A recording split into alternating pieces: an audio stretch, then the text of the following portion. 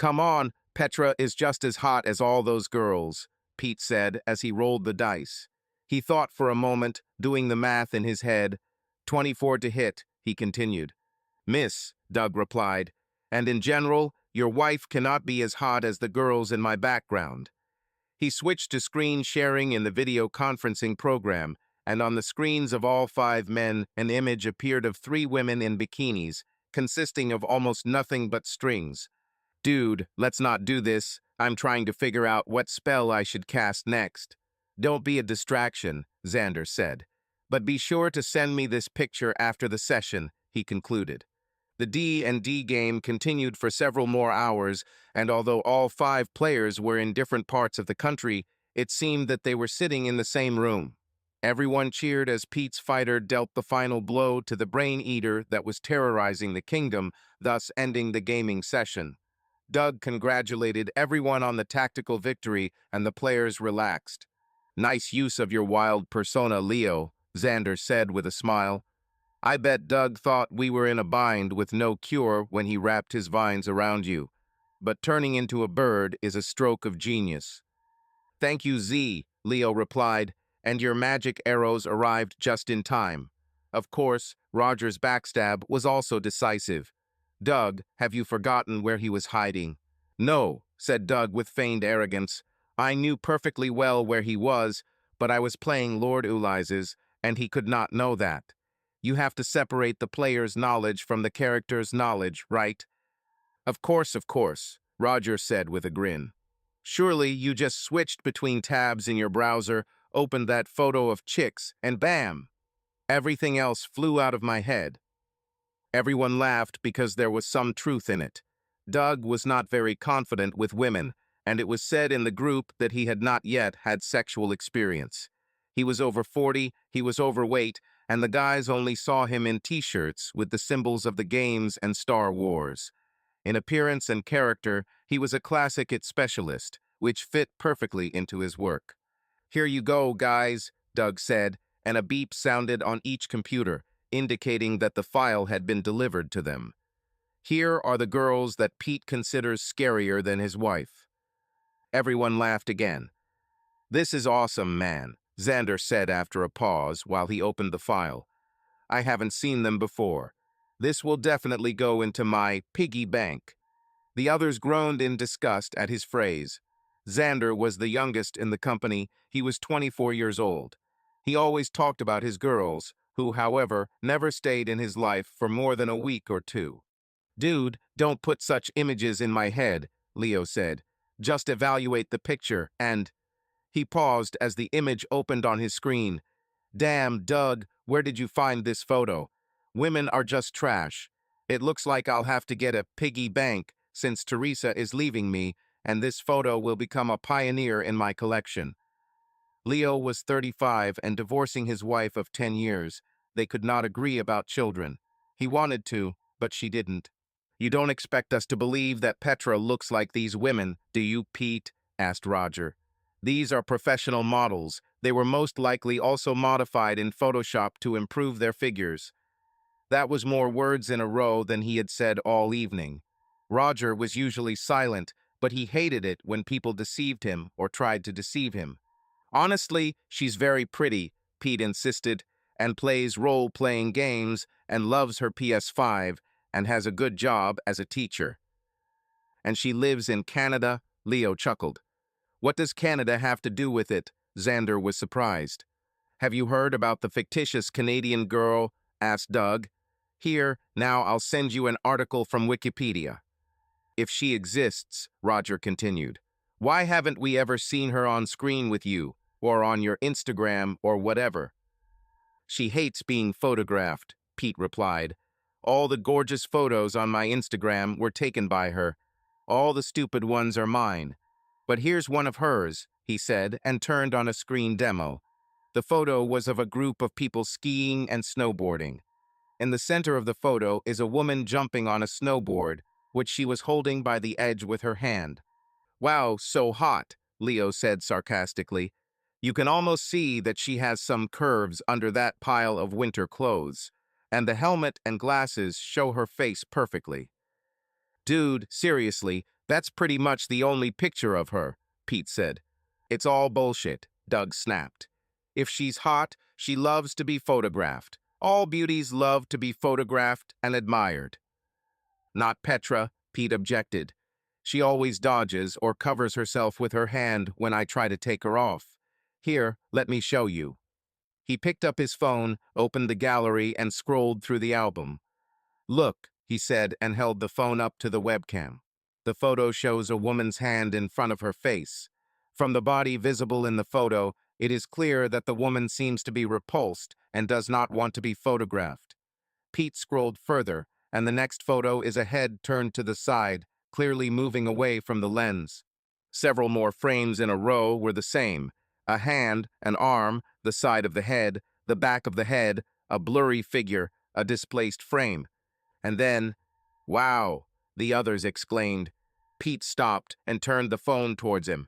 Damn, I didn't realize I scrolled that far, Pete said. The photo again showed a hand trying to cover the face, but the body in the frame was completely in focus.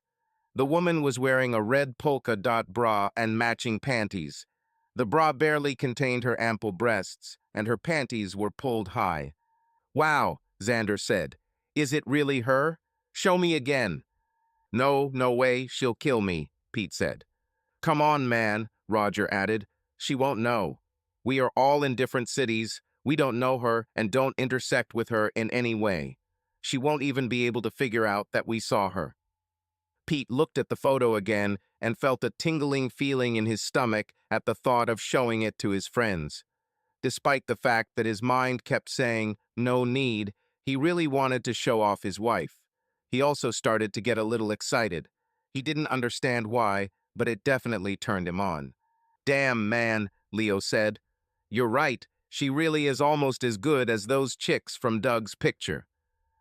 Roger added, I wouldn't say she's on par with the model, but she looks really cool, although it's hard to compare with a hidden face. If there's a good picture of her face, then we'll talk. But that's unlikely to happen, Pete replied. I told you, she hates it when I take full pictures of her. Dude, you just have to talk her out, Xander said. Girls love compliments.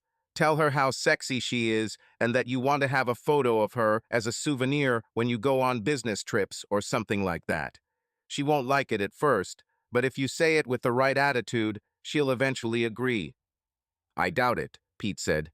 Just try it, Leo said, for our sake. The others started cheering too, and eventually the topic changed. Soon, players began leaving the chat and the web conference ended. Pete thought about their words, but still did not agree to provide a better photo of Petra. Of course, he was turned on by the idea that he was showing her to others, but he didn't want problems in the relationship. He closed his laptop and walked from his basement, where the game room was, to the living room, where Petra was doing yoga. So how was the session? She asked. Fine, but not as good as you look in those yoga clothes, he replied, thinking about how Leo reacted to the photo of half-naked girls. She was wearing pink tight yoga pants and a bright nude top. Her long red hair was pulled back into a ponytail, with a few strands hanging down her neck and framing her face. The slight perspiration on her body gave her a radiance. Oh, stop it, she laughed. I'm all sweaty and disgusted. On the table in front of her was a laptop with a video for classes. Petra repeated the exercises after the instructor. There's only a little bit left, then I'll go take a shower and let's go to bed. Don't rush it, Pete replied. Can I sit here for now and make a couple of edits to my notes on the session? Of course, she said and got into a cat pose. Pete sat down on a chair nearby and took out his phone. The words of his friends were spinning in his head, and he couldn't help himself. I turned on the camera and began to select an angle. From this angle, Petra was looking at him, standing in a cat pose, so that he could not see most of her body, although her breasts could be seen at the moment of bending. He managed to take a couple of pictures before she got up. She moved into a reverse warrior pose, with one leg bent in front and the other straight in the back. She turned sideways, raised her arm, and leaned back, her hips shifting, her pants straining at her crotch, and her arched back pushing her chest out. She turned her head towards him and smiled. Pete tried to pretend to look at the phone without taking it off and quietly took 5, 6 more pictures. He didn't really have time to watch them since the video instructions ended and Petra closed the laptop. "This is where I warmed up," she said, plopping down on Pete's lap. "Do you like watching me do yoga?" Pete confirmed and kissed her neck. "Well, I went to the shower. You can join us. Let's relax together properly," she said, standing up and extending her hand to him. Pete jumped up from his chair and rushed after her to the bathroom, where they also managed to get dirty before washing. Pete woke up late in the morning. He and Petra had sex most of the night. As soon as he reached for the phone on the nightstand, he again remembered the conversation with the guys. The camera immediately appeared on the screen since he did not have time to close it the day before, and the first thing he saw was a photo of Petra taken during yoga. He smiled, imagining how his friends would lose their minds if they saw this shot. Petra's face is clearly visible, her breasts are barely contained by her top, her legs look even slimmer under the covered fabric. He entered the group chat and attached a photo, writing, "Do you believe me now?" He imagined how they would explode with comments that would probably include praise and perhaps vulgarity from Xander and Doug. Surely Leo will answer more restrainedly, but will also note her beauty. Most of all, Pete wanted Roger to admit that Petra was in no way inferior to fashion models. The thought of this again excited him a little, but at the same time, he felt afraid that he was betraying her trust. He hadn't hit send yet and stole a glance at Petra sleeping next to him. I looked at my phone again, scrolled through all of yesterday's pictures, and felt excited again. And then he felt her hug him. He turned around and saw that Petra had already opened her eyes. She had a sly smile on her face. "Video for adults in the morning when your wife is lying next to you." "What? No," Pete exclaimed. "I was just texting with the guys about the next game." "Does this mean it turns you on so much? I should probably arrange work meetings for them," Petra counterfeited him. "No, that's not the point," Pete babbled, trying to come up with an explanation. "I just said that I couldn't play on weekends because my wife kept asking me to go to bed." "Pete," Petra said, removing her hand, "you didn't tell them what we did at night, did you? I don't want them to think I'm just a piece of meat. They know I love role-playing games too, right? And not just a trophy wife." "Of course, honey. I always say how lucky I am with you. We have common hobbies and all that. But sometimes I also talk about how gorgeous you look." "Stop it, Pete," she retorted. "I'm not chic. I'm just an ordinary woman keeping fit." She got out of bed. "You just need to be able to talk her out nicely," Pete remembered Xander's words, deciding not to miss the moment. "Darling," he said seriously, "look at yourself in that mirror. You're amazing. You have a cute face, that hair." She wanted to object, but he continued, "Even tousled in the morning, it looks great. Your eyes. You can drown in them." He paused, afraid he was talking too much. She actually looked in the mirror for a moment. "What about freckles? Stupid freckles make me look like a teenager." "I love your freckles," Pete replied sincerely. "They are my favorites." She leaned towards the mirror, examining her face. At the same time, the viewing angle is such that her chest protrudes slightly. "And the breasts? Isn't it too big?" "Breasts are my favorite," Pete chuckled. "I adore her." She giggled and lightly slapped his arm. "Don't paw me."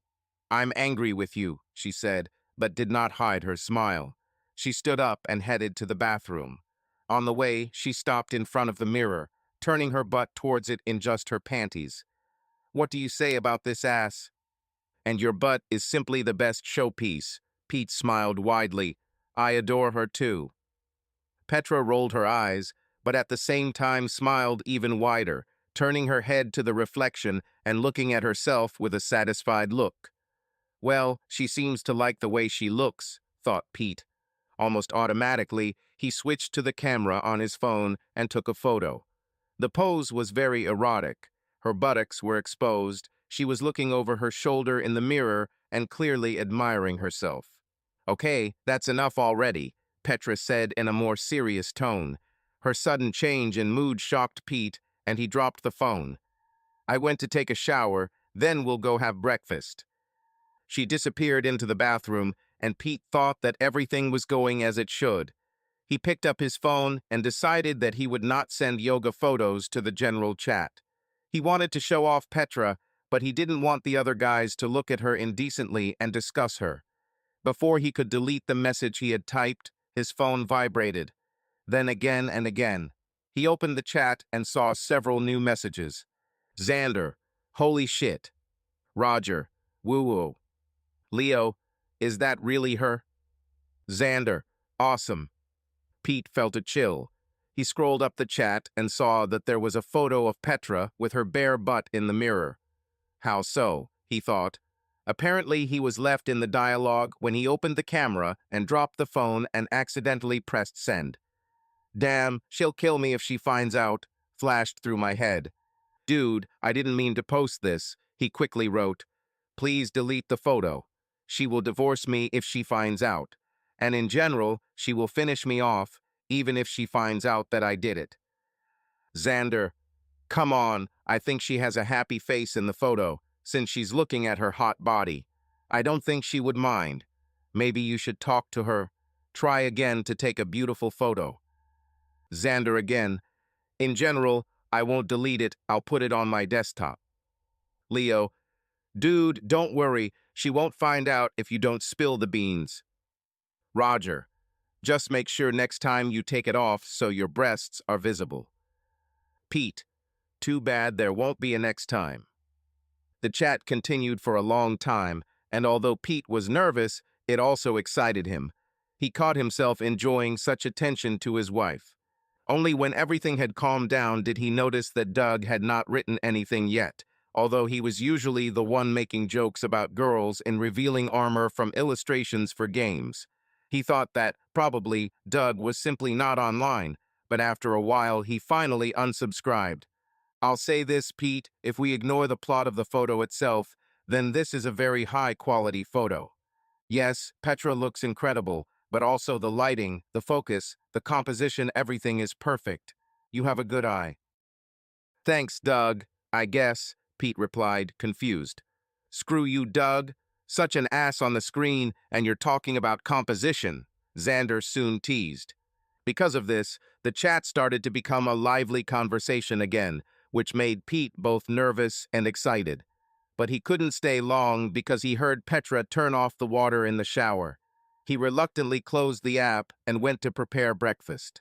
And in another city, Doug was sitting at the computer and received a notification about a new message in the game chat. Then more notifications started pouring in. He put down his JRPG and opened the chat, seeing a photo of Pete's wife. Doug's jaw nearly dropped. Pete's wife was stunningly beautiful, comparable to the models from his huge collection. He couldn't believe that Pete really had such a wife, and even that he posted such a photo. After reading the dialogue, he realized that Pete had no intention of sharing the photo, and that such a situation might not happen again. However, Doug knew the psychology of each of the players, since he took them around the game worlds many times, and in general he was a good GM and took into account how the players acted in his stories. Yes, it was only a fantasy world, but people behaved there based on their real character traits. Doug figured that, if the situation was presented correctly, he could persuade Pete to take new shots, and maybe even get even more candid shots. The first step in Doug's plan was to gain access to the camera on Pete's phone. He knew about the Artistic Images camera filter, which had a back door.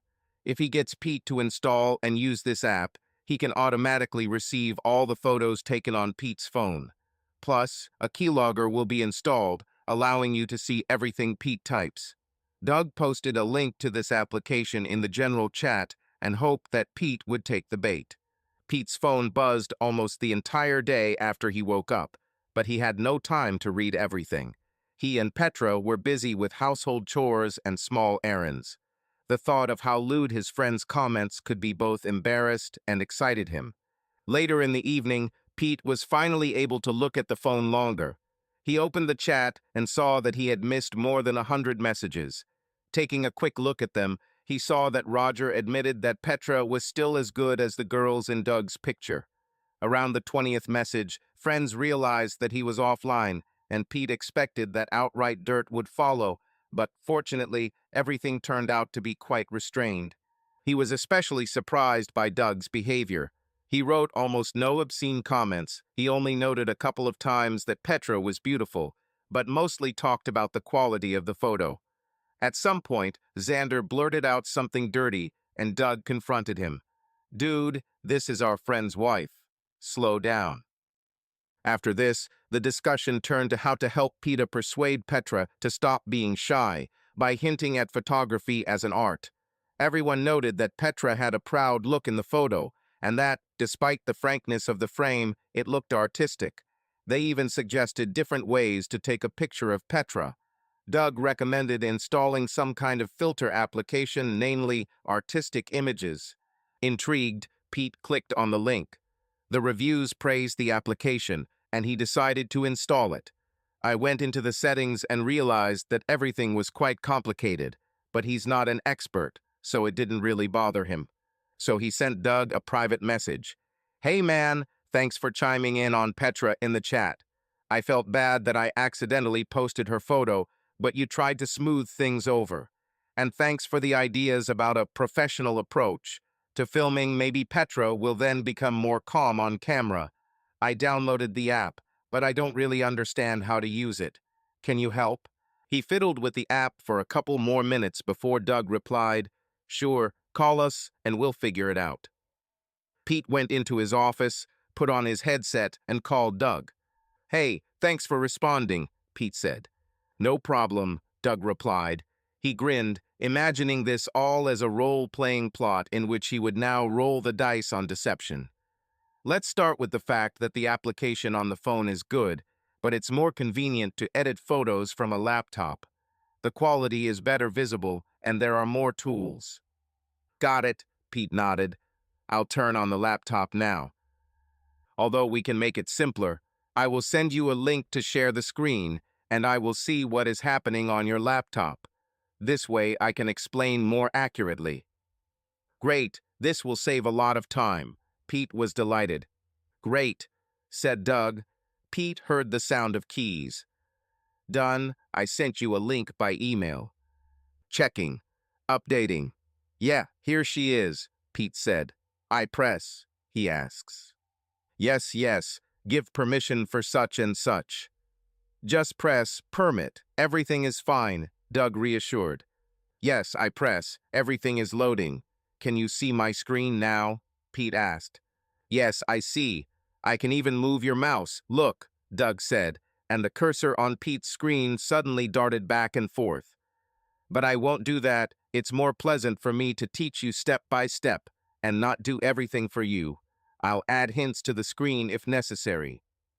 "This is cool. Surely it's an indispensable thing at work," Pete suggested. "Besides, working in it remotely, I often escape the problems of accountants and marketers," Doug chuckled. They chatted about trifles while they set up the program. Doug explained in detail how to import photos from your phone, how to edit, sort, and tag. When they got to the automatic backup settings, Doug said, "Here it's better to use Google Drive. This way, you'll always have a backup. And if you need to show photos to someone or log in from somewhere else, you'll have everything at your fingertips." "Got it," Pete responded. "Okay, click the Link Account button. He will ask you to log into Google, and you will need to enter a password there." Pete clicked, and a window popped up where he had to enter his email and then his password. "I hope you use complex passwords and not some password 123 stuff," Doug joked. "Damn, I made a mistake," Pete muttered, erasing what he had entered. "Now again." "Sorry, I guess I confused you," Doug apologized. "Holy shit, that's not it again," Pete swore, and a warning flashed on the screen. "Wait," Doug interrupted. "Before you enter again, click on the eye icon. It will show the password, not asterisks, so you can immediately see what you are entering." "Yeah, I didn't even know what this icon was for." Pete was surprised. I clicked on the eye and typed in the password, "Petra my B3 out one full babe 17. Doug grinned as he wrote down the password to himself.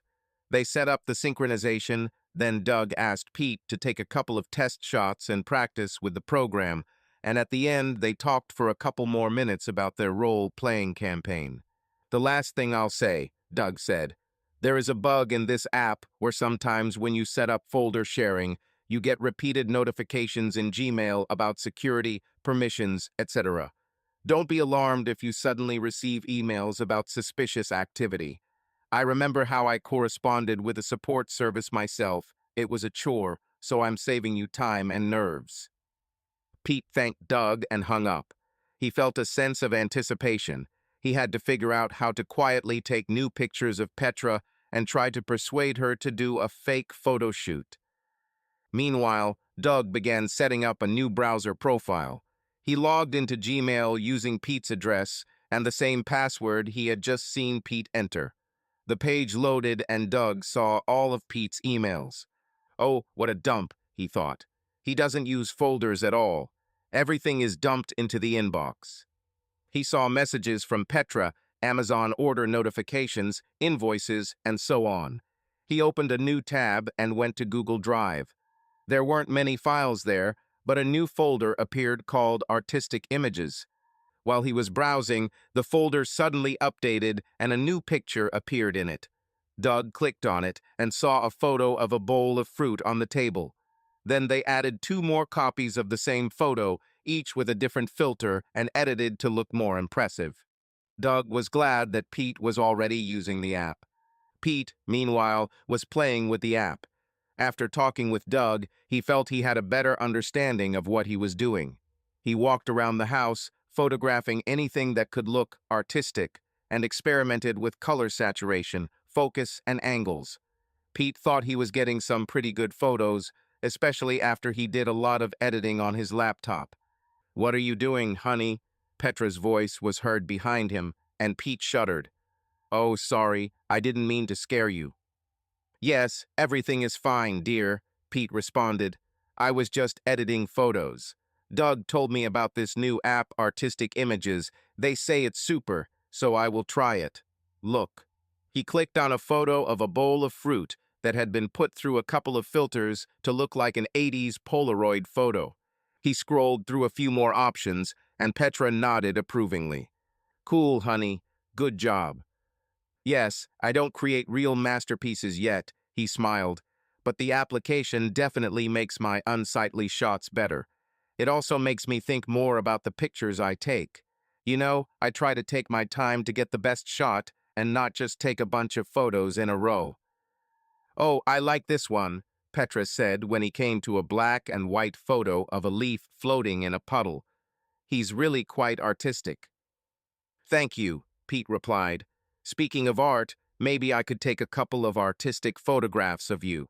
I would like to work with a model that is more inspiring than fruits and plants." "I don't know, honey," she said. "You know, I don't like being photographed." "I know," Pete replied, "but it's not at all the same as a random photo on your phone. This is art, and I promise I won't post it anywhere. It would just be for me to work on the app." He remembered Xander saying that women liked compliments, and it helped them loosen up a little. "I could practice on a more complex and beautiful subject." She playfully hit him on the shoulder. "You think your flattery will make me change my mind, right?" Pete smiled and nodded. "Maybe I'll agree, but now I need to do yoga." She turned to walk out, and he couldn't help but notice how her delicious ass was tightly encased in the fabric of her leggings, swaying with every movement. "Damn it," Pete muttered under his breath. It wasn't a categorical no. "Xander, you're just a genius." He began to imagine the possibilities and remembered how he almost sent the guys that photo he took yesterday when Petra was in the reverse warrior pose. He thought it would be nice to photograph her again today in the same pose, and then an idea struck him. He walked into the living room, where Petra was again studying according to the instructors, recording on her laptop. He figured that the session was already about 3/4 done, which meant that the reverse warrior pose was just around the corner. Pete went to the kitchen, poured water for himself and Petra, and hid around the corner until he heard the recording end. He knew the plan was risky, but judging by her previous reaction, it might work. He entered the living room again when Petra was finishing packing her things after yoga. He handed her a bottle of water and said, "Okay, honey, I have a confession. Yesterday, I took a photo of you doing yoga. Because of this, I was so horny before you sat on my lap." "What? Pete, how could you?" she exclaimed. I know, I couldn't resist. You looked incredibly sexy. I was so turned on that I wanted to capture it so I could look at it again later." She frowned and wanted to leave, but he stopped her. "Wait, honey, wait. I didn't tell you this just to be honest. There is a reason why I chose this moment. I really want to take another photo in the same pose, but using a new app to see if it really helps or is just a publicity stunt." Petra was silent for so long that Pete felt uneasy. "Listen, Pete, I'm mad at you for doing this," she finally said. She turned away, but turned her head slightly. "But you say, did I really excite you that much?" "Oh, yes, yes," he confirmed, feeling relieved that her anger was clearly not 100%. Petra rolled her eyes, but giggled. "What a trickster you are." "Wait until you see what else he can do," Pete replied, relaxing even more. He felt that now was the time to talk about photography again. "Well, what about one more picture? I swear, now only my hand will take the photo." "Ah, it's a pity," Petra jokes, smiling in response. "I wanted to see how you would press the button without your hands." They both laughed. "But in general, I'm still angry with you," she continued. "Thanks for confessing, but don't do that again, okay?" "I promise," Pete said sincerely. "Well, where should I stand for this shot?" she asked. Pete was a little taken aback, but quickly pulled himself together and put her in her usual place where she usually does yoga. "Right here," he said. "You were in the reverse warrior pose." "Wow, did you even remember the names of the poses?" "Certainly. I hear these instructions every day. Come on, strike a pose." She placed one leg forward, knee bent, and the other far back, straightening it. She raised her hand and leaned her body back. Again, her breasts were bulging out under the tight top, and the leggings were tight. Pete walked around her, chose the best angle, and took a few pictures. "Ready," he said. "Let me see," Petra asked and reached for his phone. Wait," Pete intervened. "We need to work with filters and color correction first. Give me some time." "Okay," she agreed. "Then I'll go take a shower, and you'll show me later." "Great," Pete said and went to his office, and Petra went to the bedroom. Doug stopped monitoring Pete's Google Drive folder for updates and went back to preparing for his next gaming session when he noticed that in the folder Artistic Images, a new file had appeared. Then two more files with similar names were added there. He saw that one of them had an updated label changing every few seconds. "Looks like Pete is editing something," Doug thought. "I wonder what kind of picture this is. I doubt it's Petra. Probably some empty bottles again or something like that." He clicked on the first photo and his jaw literally dropped. The photo was of Pete's wife again, this time in yoga clothes. Legs covered in leggings, a short sports top that could hardly contain her ample breasts, arms stretched to the sides, and a playful half-smile on her lips. "Damn it," Doug exclaimed out loud. "She's amazing." He enlarged the image and enjoyed the view. He right-clicked, about to save the photo to his hard drive, when the phone rang. Doug almost jumped out of his chair in surprise, but quickly pulled himself together when he saw that Pete was calling. "Does he really know that I'm looking at these pictures now?" flashed through Doug's head. He figured there was no way Pete could have known about it. "It's probably a coincidence," he said to himself as he answered the call. "Hey, Pete," he answered. "How are you?" "Great, Doug," Pete responded. "I need help. I took a picture of Petra, and I really need it to be great, otherwise she won't allow herself to be photographed anymore." Doug chuckled, realizing how important this was to keep new photos coming in. "Wow, of course, will help. What do you think? Should I do it in color or black and white? Which looks more artistic? And what about saturation and colors? 100% is black and white, Doug interrupted him. And don't turn up the saturation too much, otherwise it will look unnatural. And don't forget to save copies as you go, so you can go back if something goes wrong. There are about 50 cancellations in the application, but you never know. As Doug watched, another image appeared in the cloud folder, and then the last updated mark changed again and again. Apparently, Pete continued to edit something. Doug opened the previous copy and began editing it himself, while continuing his conversation with Pete. He couldn't believe how sexy Petra looked, and thought he had to help Pete so that he wouldn't ruin everything with his inexperienced retouching, otherwise Doug wouldn't see the hot new photos. After a while, Pete began to get nervous. It seems to me that I ruined everything. Now it looks cartoonish, and Petra definitely won't like it.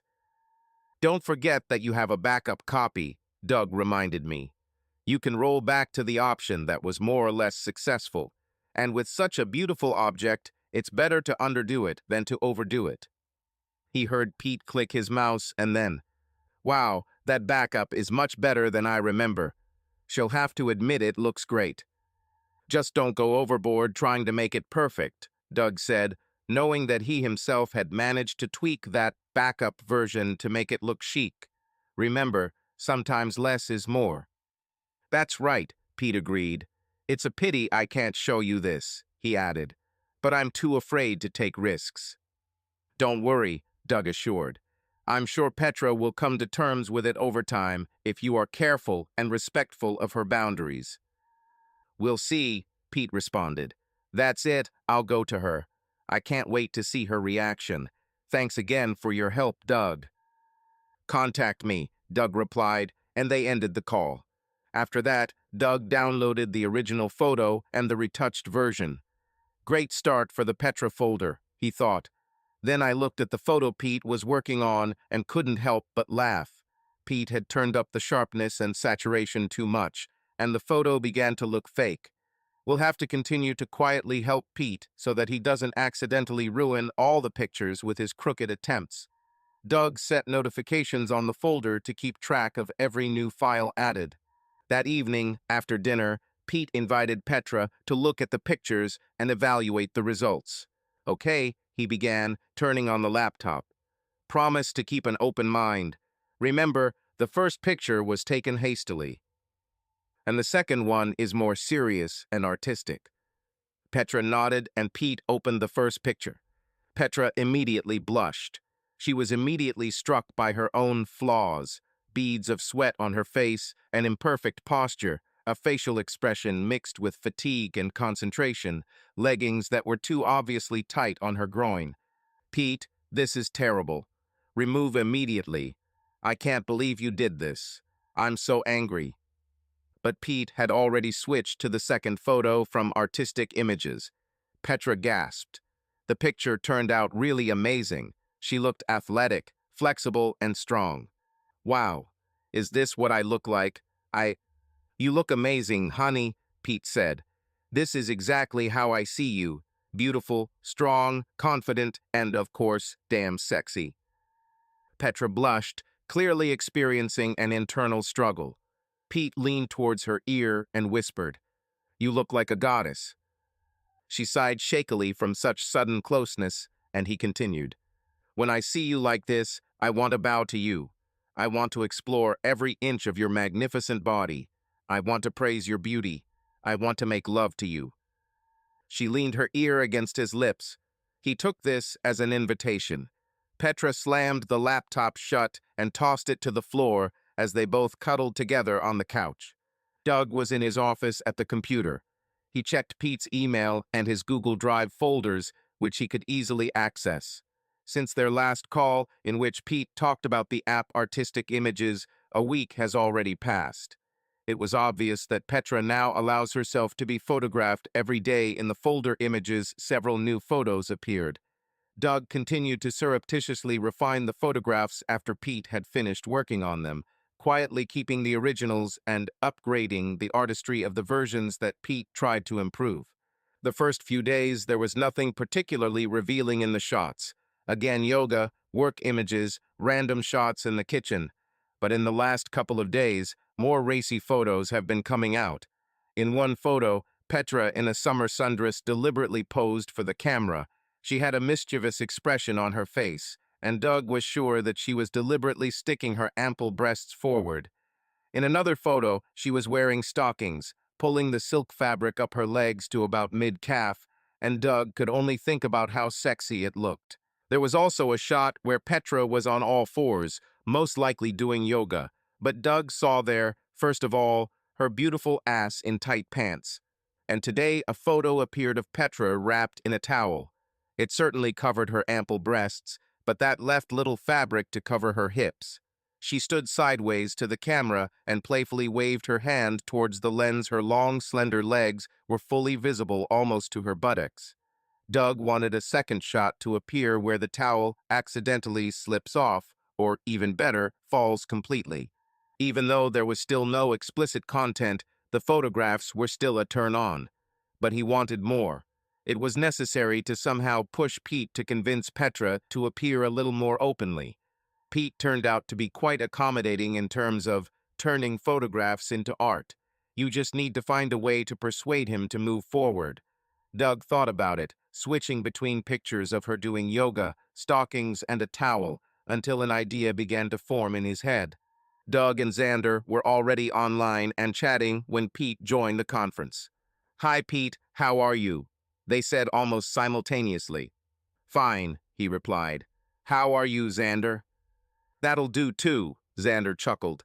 "It would be better if you made mistakes more often and sent Petra's photos," he laughed.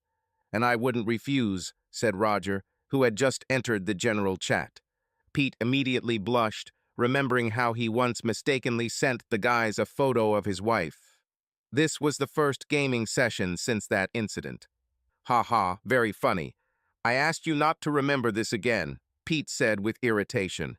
He didn't like it when his friends talked about Peter like that, but deep down he was proud that he had such a wife, whom everyone envied. "What don't we remember?" Leo asked, joining the call. "About how you accidentally sent us that hot photo. Well, you know, I often remember this, especially when I want to cheer myself up." Everyone except Doug laughed, making fun of Pete and remembering that photo. Pete began to seethe with anger, but Doug remained silent. "Dude, this is not cool," Doug besieged them. "Come on, I don't believe it was really your wife," Xander entered. "It was suspicious. Only one photo, and such a hot one. I doubt this is actually your woman. And and you would have more photos if she really was your wife. For example, I met a girl for just one night, but I have a whole bunch of photos. Here, look." He shared his Zoom screen and started scrolling through pictures of a certain pretty girl. In a bar, in the back seat of a car, then on the couch, then in more revealing poses, and finally on the bed.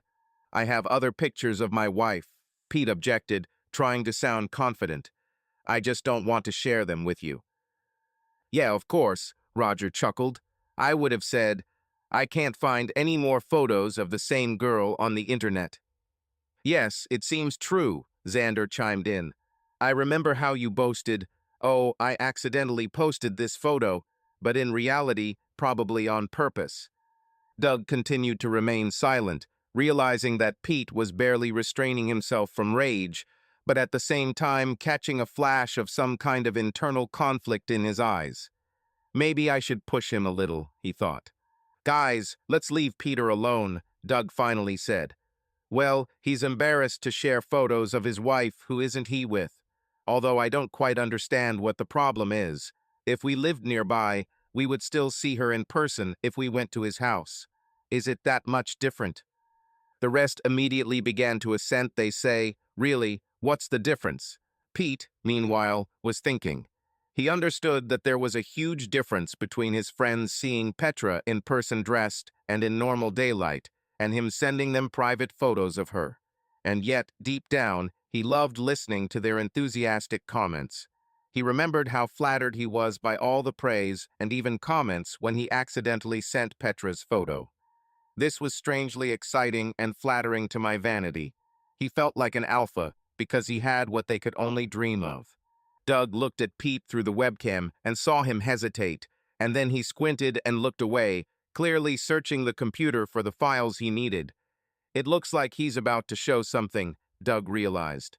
Okay, freaks, Pete finally exhaled. Look. He shared his screen and a photo of Petra appeared wearing a tank top and a short skirt that reaches mid-thigh. She had a sweet, albeit slightly embarrassed smile on her face. Wow, she's very cute, Leo remarked. Yes, she's really pretty, Roger agreed. Pete switched to another photo, Petra on a bicycle, then another one laughing in their backyard. She's amazing, Pete, Doug said with feeling, trying to put more admiration into his voice. Pete blushed, but felt proud and slightly excited. He was reminded of how much Petra hated the idea of exposing herself to his friends, but he couldn't help but enjoy their reactions. Although, Xander said, yes, it's the same girl, but how do we know that she is your wife? Maybe you just found several photos of the same beauty on the internet. That's it, Roger said. Maybe you have more. Yes, Pete frowned. Just a second, I'll just choose something decent. I'm not going to show you stuff. Doug quickly opened Pete's Google Drive and saw that a new directory had appeared for the guys. Several files began to be added there. While Peter was talking, Doug threw in a couple of more revealing photos. The same yoga shot, a photo in a towel, and one of Petra in a bikini. Pete showed different shots, describing how he applied filters and effects from artistic images. He even had before and after shots to compare the source and the result. I think this is the last one, he said, showing Reverse Warrior, where Petra is in a yoga pose. Oh my God, Xander exclaimed. This is damn sexy. Hey, no, Pete said excitedly, this picture shouldn't be here. He clicked Next, trying to scroll through the photo, and Petra appeared on the screen in a bikini in the yard, lying on a lounge chair. Damn it, Roger muttered. Pete, I have no words. Damn, Pete cursed and clicked Next again. On the screen there is a shot with a towel, where Petra smiles and waves her hand slightly, and the towel barely covers her hips. God, this is heaven, Leo groaned. You said that you would show something simpler, but I'm very glad that you changed your mind. I took a screenshot, Xander grinned. Crap, Pete blurted out. I didn't mean to show it. I just wanted to post a couple of normal photos. I don't understand how these three got in there. Doug at this time quickly deleted those extra files from the folder for the guys. He saw Pete leafing through it now and not finding any incriminating evidence, apparently in complete bewilderment where they had disappeared to. While Pete was trying to figure it out, the others were busy discussing how hot Petra was. The conversation quickly devolved into how the towel could be shorter to reveal more at the top and bottom, to jokes about how it would be a good idea to put some sunscreen on her, or how someone was seriously interested in doing yoga. Pete had everything mixed up in his head, anger, fear, and also some kind of hidden excitement from his friends' comments. He found himself thinking that he even wanted to show them more in order to hear their even more frank reactions. He shifted in his chair and was about to open the folder again and select another spicy photo, when suddenly Doug interrupted this conversation. Okay, people, let's move on to the game. Stop tormenting Pete. After the end of the gaming session, everyone left except Pete and Doug. The rest of the logs are offline. Listen, I know it must have been incredibly awkward when everyone saw pictures of Petra like that, Doug said. But I hope you don't give up on this. You're doing better and Petra looks amazing, and you can use the application itself very well. I don't even understand how they got into the slideshow, Pete admitted. But to be honest, it was cool that the guys finally admitted, Petra really is amazing.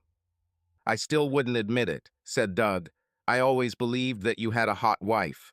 Now maybe these idiots will finally leave you alone. He paused.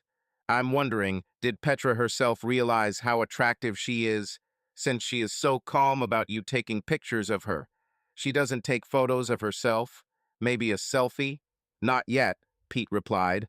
She's still worried that the pictures might leak somewhere, or that some idiots will see them, he snorted. Yes, I understand, Doug nodded. You can try the application Ephemeral Messages. There's a function for sending photos, which should appeal to cautious people like Petra. Ephemeral Messages. What is this? This is a new messenger where messages automatically disappear, Doug explained. But not just like that, but if there is no activity in the chat at least once every 5 days.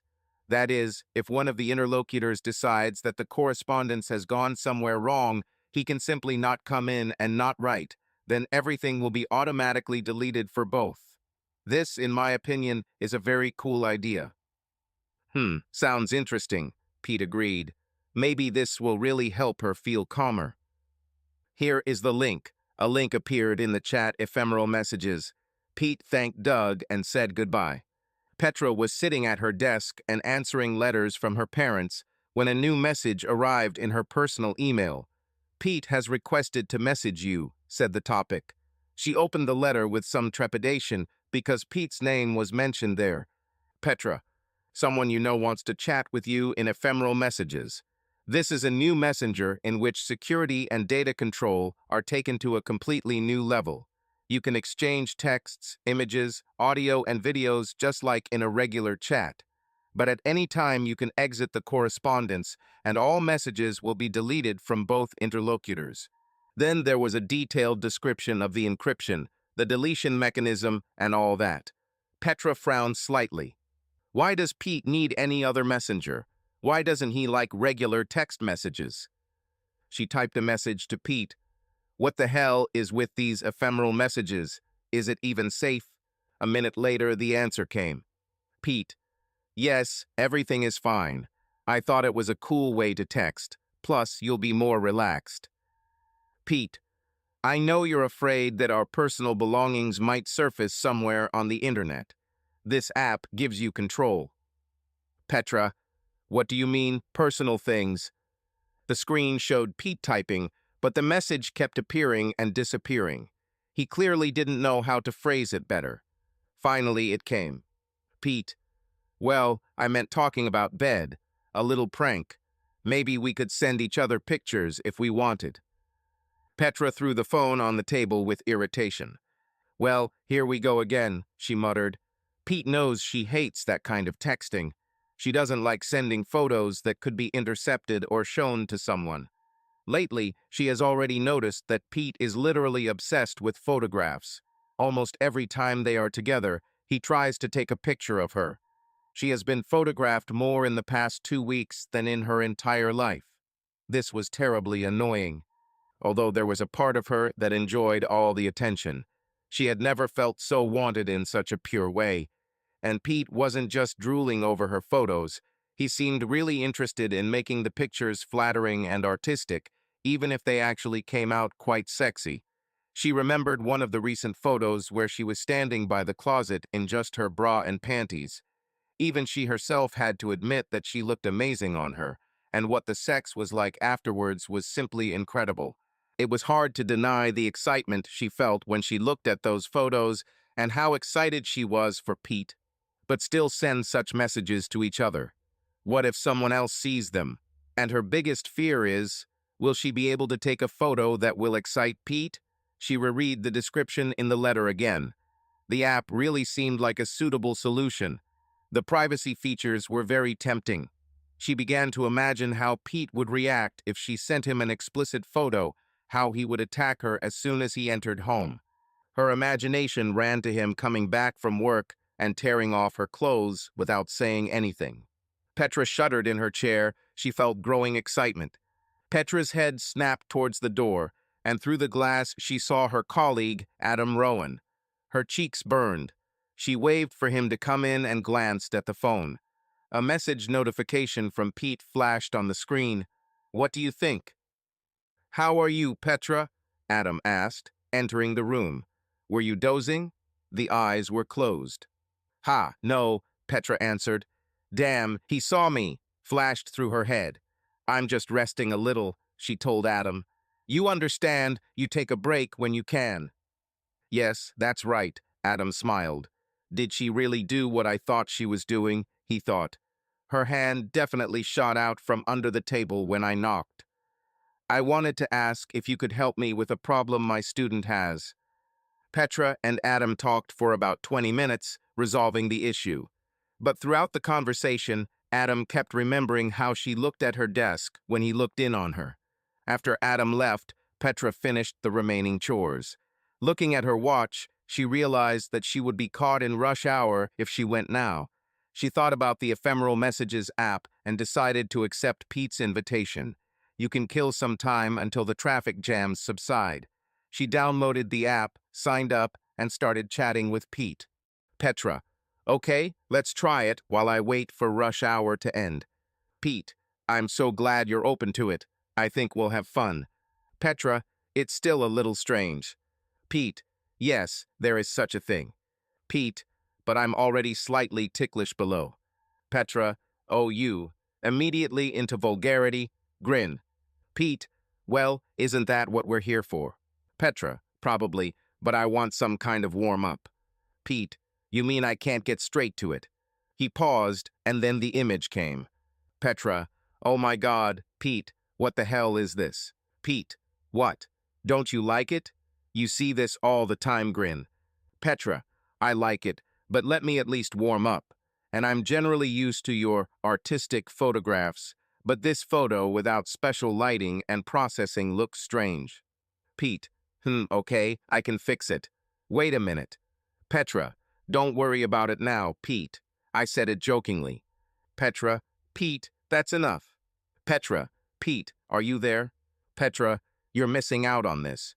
An image of Petra's breasts appeared, where she pulled down the neckline of her t-shirt with her finger, showing off her ample breasts. Petra: Pete, come on then. Petra: okay, I'm leaving. 20 minutes have passed. Pete: hey, how do you like this? Pete's intimate photo appears again, this time more artistic. Pete: Petra, are you there? Wow, this photo of your breasts is amazing. Pete: are you here? Pete: sorry. Petra was angry with Pete. Her fantasy immediately burst when Pete switched to his picture instead of continuing to communicate. He started clumsily, too quickly, too abruptly, but she was ready to forgive him. Moreover, she herself was surprised when she decided to send him her photo, and then he just disappeared for an eternity. They tried to conduct several more chats in the same thread, but she could not join. Pete started telling her that in ephemeral messages you can open different chats with different profiles, like to have several parallel conversations that can be deleted immediately if desired. Petra didn't mind continuing to use the app and also didn't mind deleting that first chat. But Pete apologized too compulsively, and he also seemed more interested in the sex communication itself as a phenomenon than in actually having a sexy conversation with her. Meanwhile, Pete couldn't understand what was happening to Petra. She, according to his feelings, did not appreciate either the correspondence or the photographs that he sent. She sent a few more pictures, and he was happy about them, but he couldn't find the words to establish an emotional connection with her. One evening, while discussing an upcoming gaming session with Doug, Pete decided to share a problem. I don't know, Doug, he began. At first, she seemed interested, but then I screwed up in the first chat, and since then, she's not been in the mood. How exactly did you screw it up? Asked Doug. Pete explained in detail what happened. God, dude, Doug laughed heartily. It's no wonder she doesn't make contact. Did you really spend 20 minutes editing your photo? Yes, I know, Pete answered. I'm an idiot. I've just been messing around with the Artistic Images app so much that it just seemed logical. Pete chatted while Doug looked through the folder of images and finally found the same photo. He turned off the microphone so as not to laugh out loud. Damn, is that all Pete has between his legs? There's no way he could satisfy Petra with such a thing. Doug thought about how he could take advantage of this. He had already enjoyed looking at Petra's increasingly revealing photos, but now he wanted more. He wanted to show her what it was like to have sex with a real man. We tried a couple more times to create new chats, but she doesn't seem interested. Pete's voice brought Doug back to the conversation. Yeah, so you've already tried different profiles. Not a bad idea, Doug said. Did you keep the same style of communication in all chats? Or did you try to change your personality? In terms of, Pete was surprised. Well, in one chat be more dominant, in another playful, in the third idolizing her, and in the fourth try to belittle her a little. Well, like adapting to her different fantasies, Doug explained. Interesting idea, Pete agreed. Doug bit his lip. The idea turned out to be worthwhile, and he could use it himself. If Pete pulls this off on his own, Doug might get passed over.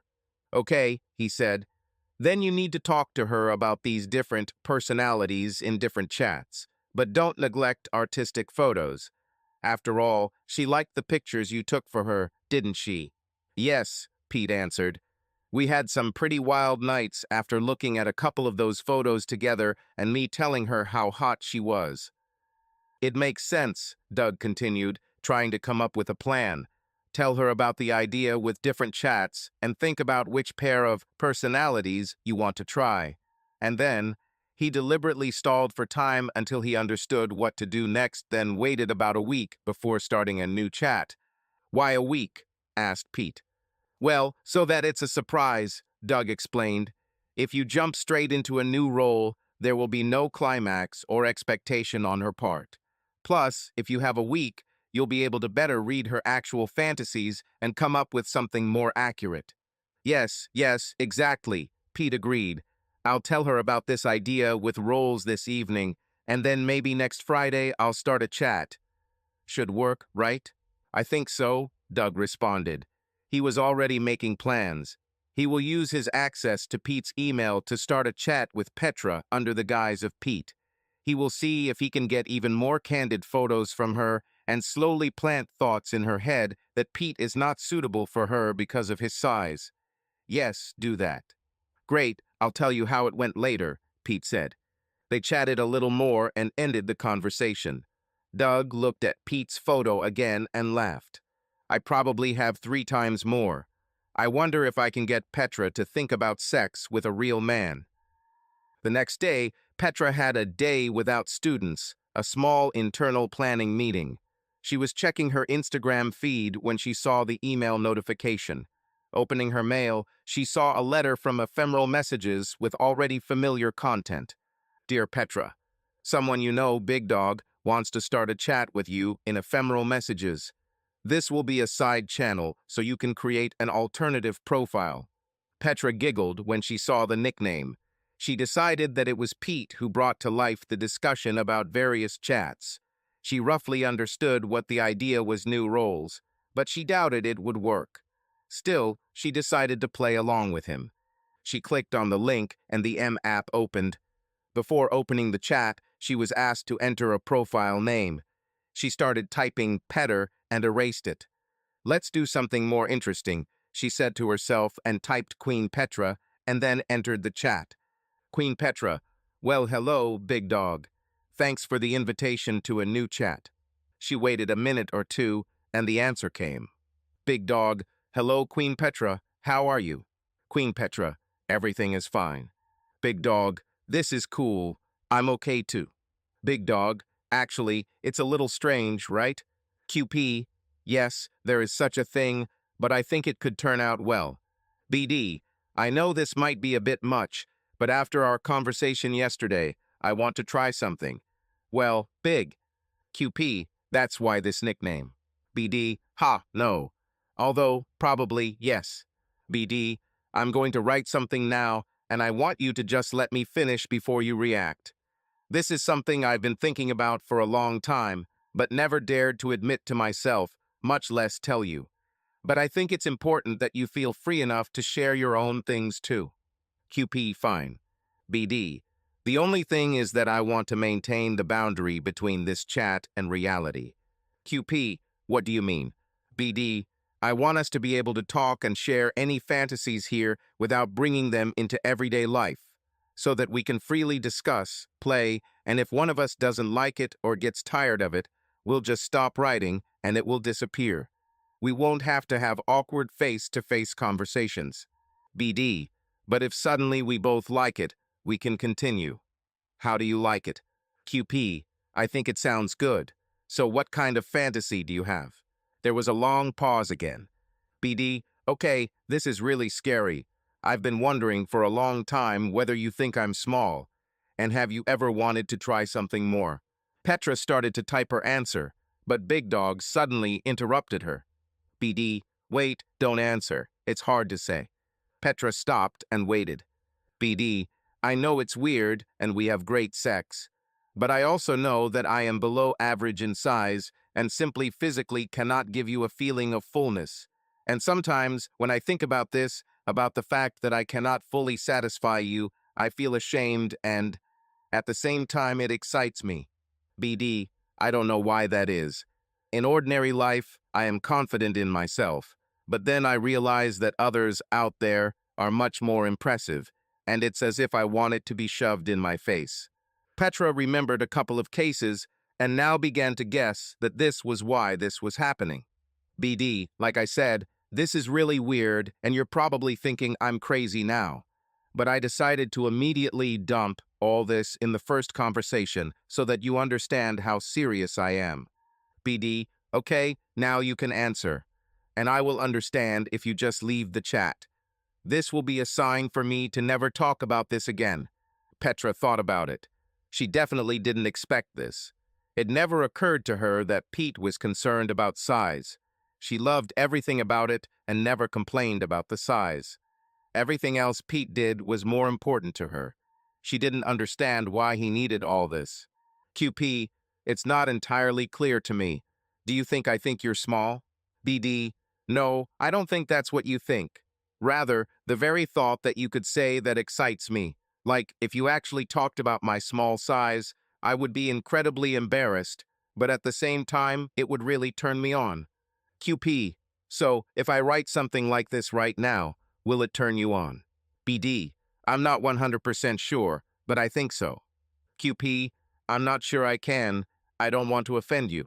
BD, understand. That's why I created the chat as Big Dog. I felt like we could both kind of talk about Little Pete and make fun of him. That is, it will be even more humiliating and exciting. QP, I don't know. This sounds cruel and generally somehow strange. BD, yes, it's possible, but maybe we can try a little. If you feel bad or I feel bad, we'll just stop. Although, judging by how excited I am right now, I think I'll definitely like it. QP, seriously? Wow. BD, well, shall we begin? Let's just see how it goes. Petra really felt that this was all very unusual. She didn't want to hurt Pete's feelings, but he seemed to sincerely want it. A couple of months ago, she would never have agreed to anything, but after this whole photo session, she became more relaxed. And she, to be honest, found herself thinking about larger men herself. She took a deep breath and decided to just dive in and see what happened. QP, hey Big Dog, thanks for coming to my chat. I'm glad that after our meeting in the gym near the treadmills, we can continue the conversation. BD, glad you accepted the invitation, Queen Petra. Honestly, after we talked a little on the paths, I didn't really hope that you would agree. It's not often that I get the chance to talk to such a beautiful woman. QP, oh, don't be modest. You yourself are cute and sociable. I think many girls would dream of meeting you. BD, it's very nice to hear this. QP, why is your name Big Dog? You know, you're in great shape, but it's more of a lean shape than a straight, big mountain of muscle. I wouldn't call you big just looking at you. BD, well, this is probably not the topic with which they usually start the first conversation. QP, I mean something personal. BD, well, yes, it has to do with one part of me. QP, I don't understand. A big personality? Big soul? On the other side of the country, Doug couldn't believe how smoothly everything was going, how easily Petra fell for it, how quickly she agreed to participate. Pete doesn't deserve a girl like that. Doug took a photo and uploaded it to the chat.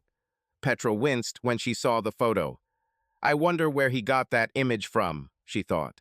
It's probably fake or the shooting angle is unusual, maybe a Photoshop app, but it looks very realistic. She just started until the notification came. BD, How do you like it? QP, it looks impressive, but maybe it's a matter of perspective. It's hard to understand the actual size without something for scale. Maybe you edited the photo. BD, oh, okay, I'll give you the scale. Wait. Doug leaned back in his computer chair.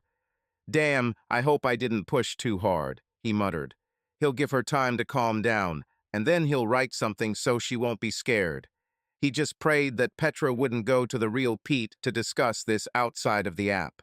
Petra spent the whole working day haunted by the thought of what she said in the chat and how it could have hurt Pete. She was afraid to return home. It seemed to her that he was now mortally offended and their communication would be somehow constrained. Even if he spoke about not transferring this into reality, how can one forget such words? The only thing that distracted her was working together with Adam. And yet, as they sat next to each other, Petra found herself staring at his fly and wondering what size he was. And then it dawned on her. Damn, what's happening to me? She shook her head and quickly found a reason to leave. When she arrived home, Pete's car was already in the driveway, and her heart ached. She took a deep breath and went inside. Hello, darling, I'm home, she shouted. I'm here, she heard Pete answer from the kitchen. She took off her shoes, left her bag by the closet, and walked towards him. Hey, darling, how's your day? Asked Pete. He was stirring something on the stove. Everything is fine. Yes, okay, Petra drawled slowly, peering into his face for signs of offense. I didn't see anything like that. He was wielding a spatula at the stove with all his might. Are you cooking dinner?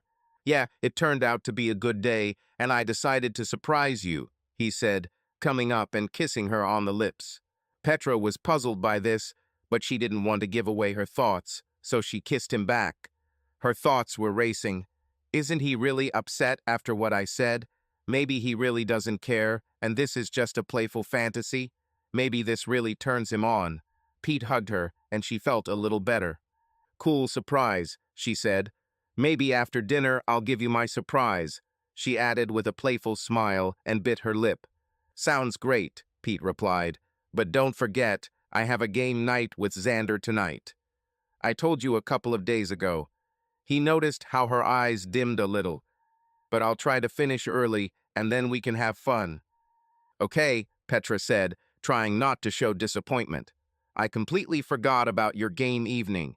You start in about 45 minutes, right? Let's eat then, so you won't be late. Thank you, honey. You're the best, Pete replied and began to put food on plates. I'll go change and come back to set the table, Petra said and went upstairs. Taking her phone out of her pocket, she looked to see if there was anything urgent. Apparently not. But putting down the phone, she again remembered about the chat with Big Dog and about the reaction of Pete, who is now preparing her dinner and does not look offended at all. She opened the chat again and scrolled through everything from the beginning. She blushed at the sight of her last phrases. It was very rude. However, this did not have a negative effect on Pete, at least outwardly. Maybe this really turns him on. She scrolled a little higher and saw the photo.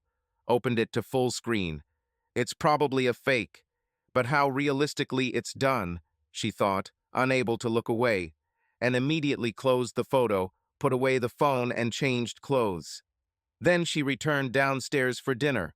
She decided that she would definitely wait for Pete and would not go to bed without him. Doug didn't want to pressure Petra, but he knew Pete and Xander would be playing online and broadcasting today. This means that Petra will most likely be alone all evening, and this is an ideal opportunity to get in touch with her again under the guise of Big Dog. Then he will be able to mention events in real time, since he will see Pete live and continue the deception.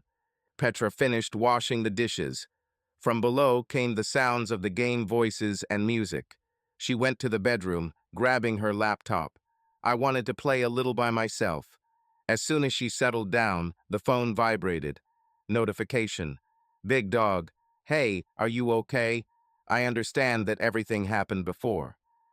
Strange, she thought. Isn't he busy? She opened the Ephemeral Messages app and saw that the conversation with Big Dog was ongoing. Just the sight of it made everything inside her flare up. She quickly closed the picture and read the last message. Big dog, hey, is everything okay? I know it was strange. I was not very pleased to read your words, but to be honest, they did not offend me. Thank you for worrying about it, but I actually liked it. Especially when you compared me to that other photo. The thought that I seem insufficient to you turns me on more and more. Queen Petra, I'm so confused. BD, you mean you don't understand why I like it? QP, well, yes, that's for sure. But also, aren't you playing with Xander now? BD, I'm playing, but we're now at a stage where his character is on a quest. I mostly just run after him. I really wanted to continue our chat. QP, to let me know you're okay. BD, and that too, and to pick up where we left off. This was another photo. BD, that's what you're missing out on when you're just with your tiny husband. Petra was a little surprised that Pete returned to the role so quickly.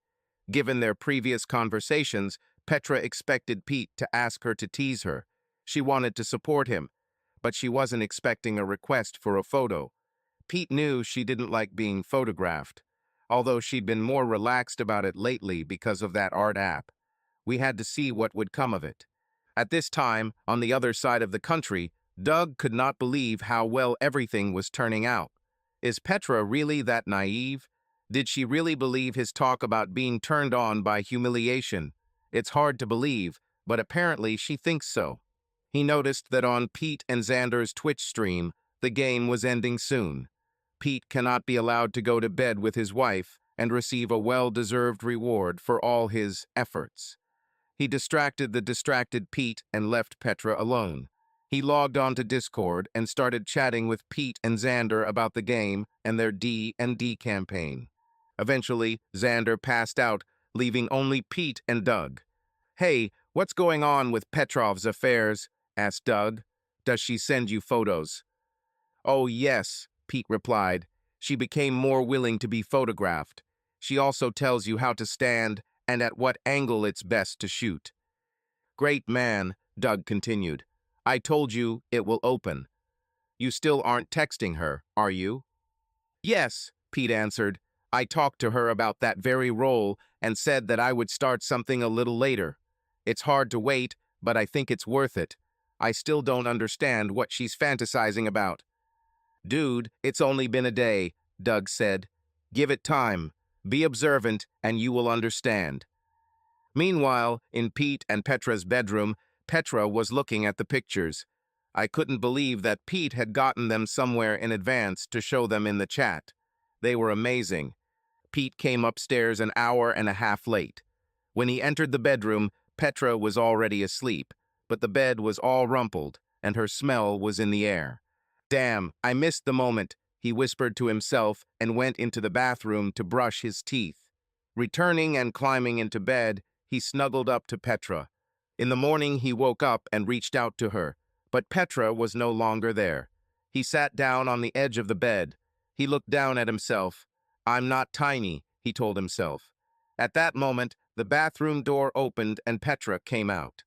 What did you say, honey? She asked. Did you talk to yourself? She giggled.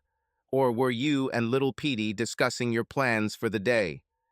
What do you mean? He asked in bewilderment. Nothing, honey, she said. She thought, it's true, it turns him on. She saw the excitement in his eyes. It's just that maybe you and your little friend have decided what to do today. Pete thought she emphasized the word small, and he looked at her. He was sure that before Petra had not focused on his size, and he knew that he was below average, but now it seemed that she was deliberately emphasizing his size. He didn't like it, but thought it might be some kind of misunderstanding. He began to make excuses, but she cut him off. You can still talk to him because I'm not talking to you, she said, changing her tone to an angry one. How could you leave me like that at night? What? What do you mean? Pete was surprised. I was terribly excited and you knew it, but instead of coming up to me, you spent another 2 hours with your friends. Maybe let your little Petey entertain you today. With these words, she left the bedroom. Pete was dumbfounded. He couldn't understand what she was talking about. Last night he played, and she herself usually encouraged his games. How would he know that she was expecting sex? He followed her to investigate, but first he needed to go to the toilet. He stood up, going to the bathroom. At the same moment, Petra had already turned back to apologize to Pete. She saw the pain and misunderstanding on his face. But when she opened the door, she found him with his back to her. She quickly took 2 steps back and gasped. She remembered what he said in the chat, that he would pretend that he didn't understand why she was talking about his size like that, and that he would pretend that he was offended. And it's true. He had a hurt face when she talked about little Petey, but he actually seemed turned on by it. This thought also excited her. She wanted to go back and pounce on him, but she had things to do all day. But tonight she will be all his. As Pete came out of the bathroom to talk to Petra, he heard the garage door close. She has already left on business. He was confused and offended by her words, but for now he could only go about his morning routine and go to work. Petra continued to be tormented by what happened on the way to school meetings. She hardly listened to the speakers, but kept thinking about how Pete reacted this morning. She didn't understand why he liked it when she mentioned his size. It seemed strange and seemed to go against everything she knew about the male ego. She would never have brought this up if she weren't angry that he left her last night. It was anger that made her blurt out all this about little Petey, humiliating him. When the meetings broke for lunch, she opened the ephemeral messages app and sent Big Dog a message. At this time, Doug was conducting a video conference. A notification from M flashed on the screen. Message from Queen Petra, I didn't think that what I said this morning. He couldn't answer right away, but he tried to end the call quickly. When he could, he opened an M chat with Queen Petra.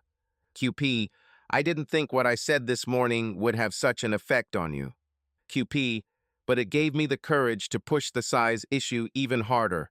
I thought I had gone too far when I saw the confusion and pain in your eyes.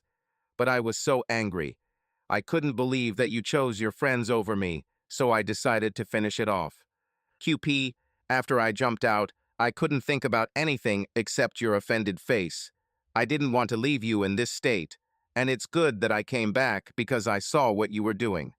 QP, how naughty you are. I should be angry after last night. But since this is all new for us, I forgive you. QP, so, apparently, I will continue in this vein until you directly tell me to stop. After 5 minutes. QP, you're probably at a meeting, right when you are free. Doug didn't know what to answer. He was amazed by everything that was happening. First of all, he couldn't believe that Petra had already started using these derogatory comments on the real Pete. He felt sorry for his friend. But looking at the photographs he had of Petra, he quickly calmed down. Besides, he couldn't believe that Pete would actually do this after being humiliated. Doug wondered if he had accidentally discovered some secret fantasy in Pete. He hesitated, not knowing what to do next. I didn't want to say too much so as not to ruin the established scheme with Petra, and I decided that I needed to find out from Pete himself what happened. In the meantime, he decided to stall for time with Petra.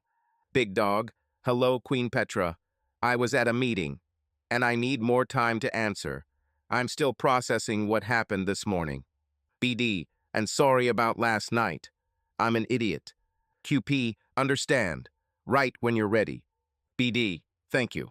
A couple of hours later, Doug was still wondering how to get more information out of Pete, and then Pete called. Hi, Pete. What's new? Asked Doug.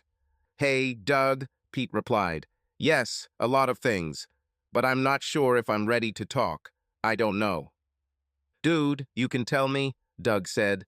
Is this about the game, about work, or do you need some advice about photos? No, not about that, said Pete, about Petra. Remember when we talked about fantasies on that app? I remember, Doug answered. So, I'm going to now try to start some kind of conversation with her, as you said. Maybe I'll suggest having sex outdoors, like by the pool. I haven't decided yet how far I'm willing to go. Okay, said Doug. Plan something, but without extremes, so as not to scare her. I understand. I definitely don't want to scare her away. Although, I don't think I'll have to. Pete fell silent. What, has she already started something herself? Asked Doug. Yes, that is, I don't know. She called me little this morning. I don't understand, said Doug, although he understood perfectly well. What do you mean? Did she say that you're short or not muscular enough? No, about the fact that I'm small in the lower sense, admitted Pete. Wow, yes, Doug said. Are you really? Well, I know I'm not a giant, but she never complained, Pete said. It's all strange. Yeah, Doug replied. And how did you react? No way. I just woke up, I was excited, and she clearly saw it. But that disappeared quickly when I saw how angry she was. It really hit me. I believe, Doug sympathized. But you know, this is actually a fairly popular fantasy, including among men. There are a lot of videos and stories on this topic on the internet. Maybe after your conversation about fantasies, she decided to share hers. Maybe, Pete said. She seemed to have some kind of mischievous twinkle in her eyes when she left the room. After a pause, he continued, but I don't like it, and I'm going to tell her. Wait, Doug interrupted. Be careful. She just opened up and made it clear that this turns her on. If you break her off right away, she may withdraw and not share her fantasies anymore. Damn, Pete replied. You're right. But I really don't like it. Am I going to have to endure it and pretend that it's okay?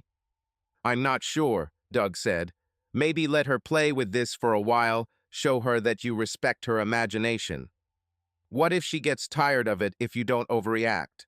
Keep making love to her so that she feels that her fantasy is important to you. And after a week, you'll say that you tried to get into it, but you don't really like it. Maybe that's true, Pete said. They talked some more. Doug reassured Pete, saying that everything would be fine.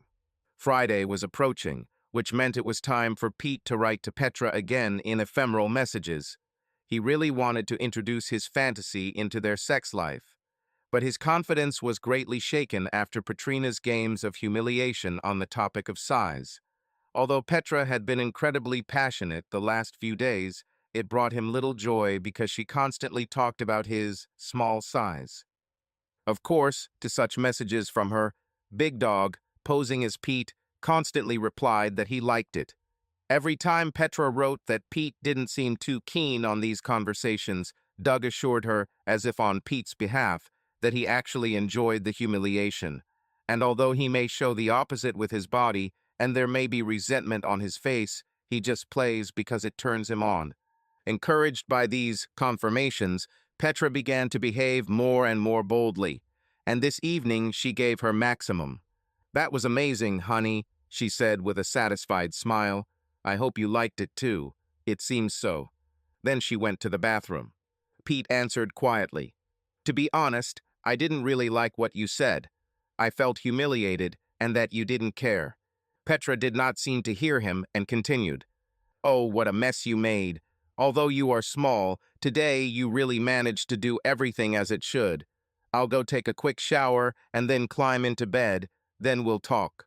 With these words, she went into the bathroom and closed the door. Pete heard the shower water turn on, and then the music from her phone started playing. While she was there, he quickly texted Doug. Pete, I can't do this anymore. I'll tell her that I don't like this topic. Doug, dude, what happened? Pete, we were having sex, and she started comparing me to a guy she saw at the gym. I don't think he's even real, but it was too much. Doug, oh man, I understand, it's unpleasant. In his office, Doug broke out into a wide grin. Everything was going even better than he had hoped. While he was texting Pete, he opened the ephemeral messages app and started texting Petra at the same time. Petra was just about to get into the shower when her phone lit up. It was a message from Big Dog. Big Dog, wow, I can't believe you mentioned me during sex today. It was wild and damn exciting.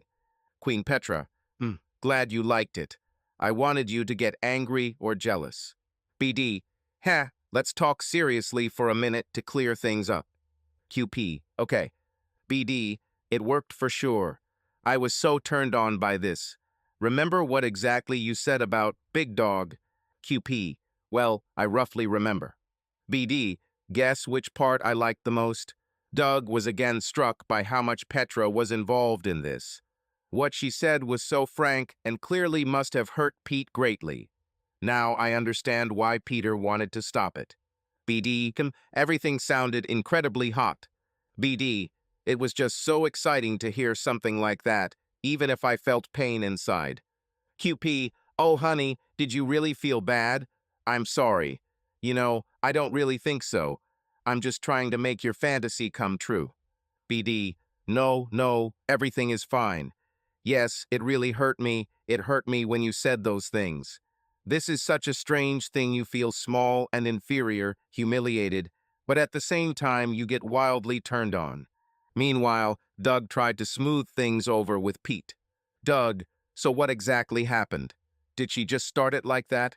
Pete, no, she's been making comments like that for a long time, mentioning little Petey from time to time. But then we got really carried away and she started talking dirty things. Disgusting. Doug, that sucks, man, I'm sorry. Doug, but she seemed to like it herself.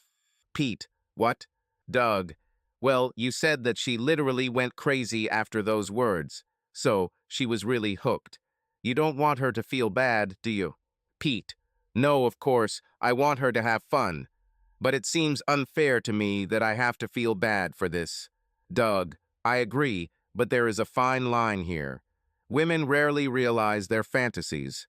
Usually, men's desires take precedence. Pete, yes, but I never put my desires above hers. Doug, never. But it seems that this is her attraction, and until now you did not know about it.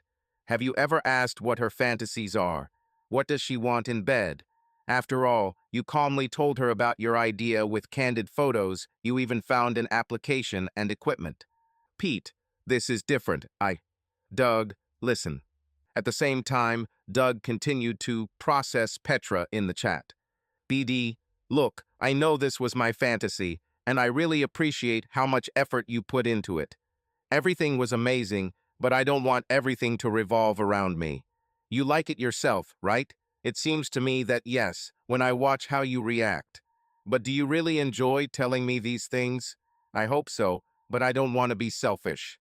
QP, darling, you are not selfish at all. At first it was strange, I didn't know how to behave.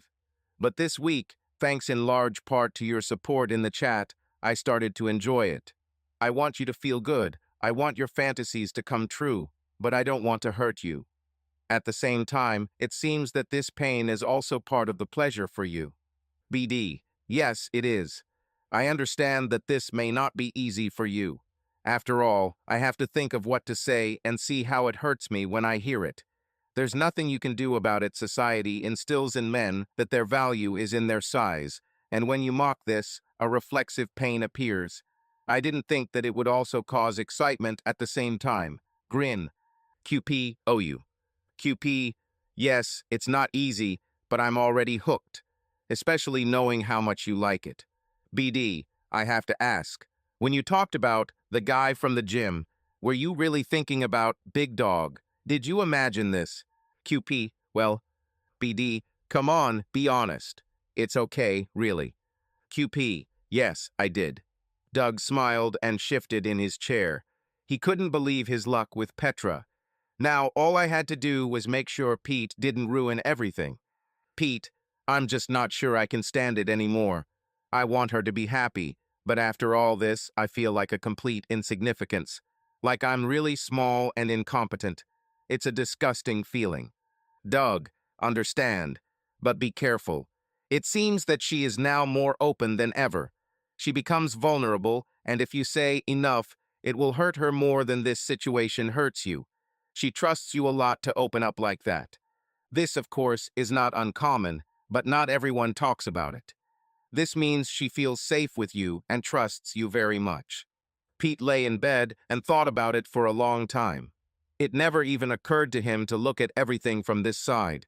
He realized that Doug was right, and that Petra probably had to work up the courage to go through with all of this too. He remembered how nervous he was when he asked her to take candid photos. He was afraid that she would get angry and never allow him to take pictures again. Then it would be very painful for him.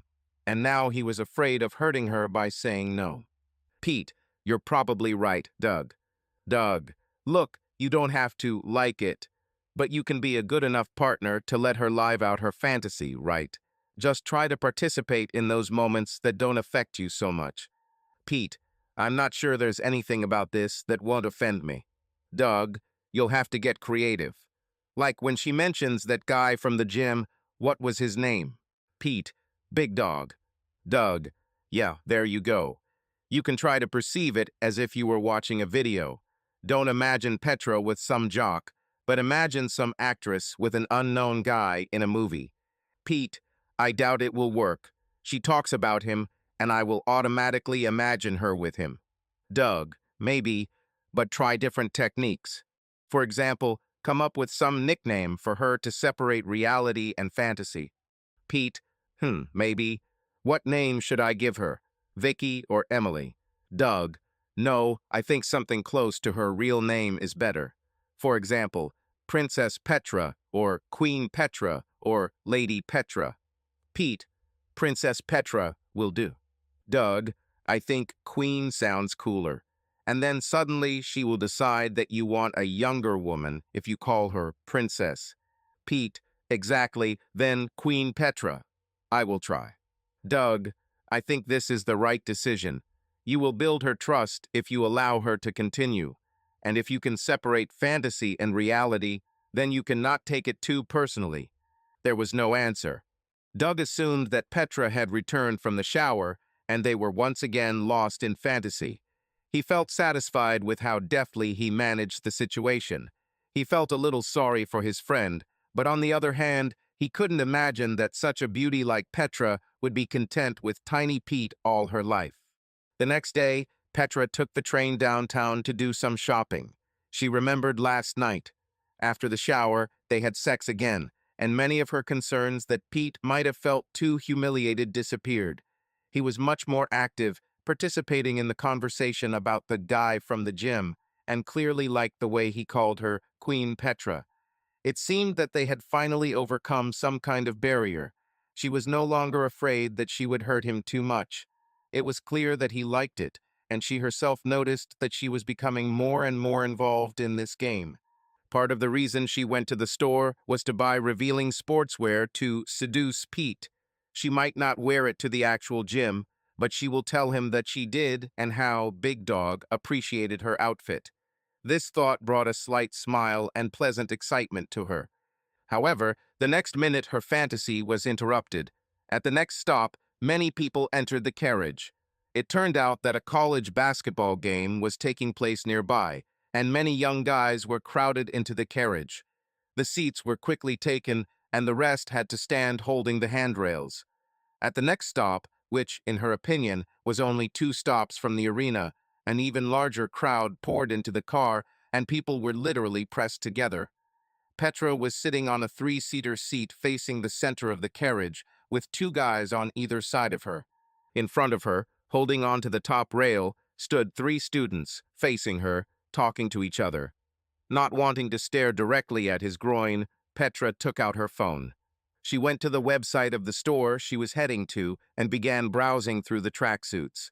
She found one very sexy, short, tight shorts, and a top that clearly had difficulty holding her breasts. She wondered how Big Dog would react if she bought and showed him this image.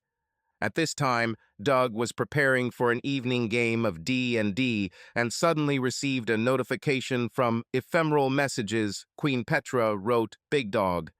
Queen Petra, I think you'll like my new outfit the next time you see me at the gym. I'm just on my way to pick him up. He'll be like this. Doug followed the link and was stunned. Hell, I'd go to the gym myself every day, hoping to catch a glimpse of her in something like this, he muttered. It's time to turn on Big Dog. Big Dog. Wow, this outfit is definitely for my queen. QP, do you think this will cause problems? BD, I'll have to quit training and just stare at you, and I'm sure I won't be the only one. QP giggles. QP, okay, maybe I'll buy it in several colors so that I can wear it every day. Oh damn, The train stopped between stations. BD, that's bad luck. I hope you don't get stuck for long. I can imagine how hot and cramped you are. QP, yes, the carriages have already been full for several stops, and it was already stuffy here. Now it has become quite hot. You'll have to take off your jacket. QP, damn, how awkward that was. BD, what's happened? QP, there is not enough space. When I took off my jacket, I accidentally rested my chest against the legs of the guy who is standing right in front of me, pulling his hand out of the sleeve. BD, haha, I'm sure he doesn't mind. QP, stop it. It was really awkward. He looked at me and said, wow, and his friends started staring too. I mumbled an apology and looked at my phone. I want to fall through the ground. BD, is he big? QP, well, tall and looks pretty pumped up. BD, no, I'm talking about something else. Is he big like me? QP, oh my God, Pete. Ugh, I mean big dog, stop it. BD, answer the question. QP, don't know. He's wearing loose shorts. In the evening, their group had a great D&D session. As they were leaving, Doug suggested, hey, people, it seems to me that we have about 4 or 5 sessions left until the end of the campaign. And then it turns out that there will be a gaming convention in Pete's Town in 6 weeks. I know there's not much time to prepare, but how about we all come to Springfield for the weekend, go to the convention, and do a live final session? Sounds cool, Pete said. I will be glad if you all come. If I see Petra in person, I'll definitely come, Xander responded. I need to check at work, Leo said, but most likely I can. I think I can do it, Roger added. I definitely will, Doug said. My company is sending me to a customer in your direction exactly that week, so I'll be in Springfield anyway. Wow, cool, Pete was surprised. Why didn't you tell me earlier? I just found out the other day, Doug answered. Everyone began to discuss the details. Pete advised where to stay for easy access to the convention center. Xander and Roger immediately booked plane tickets. When everyone was about to pass out, Doug asked Pete to stay a couple of minutes. Hey, thanks for letting us invade your city and maybe even stay with you, Doug said. Come on, no problem, Pete replied. Sounds like a lot of fun. It's great that you suggested this. What I'm talking about is this. Can you accommodate me on Saturday, Sunday, and Monday after the convention?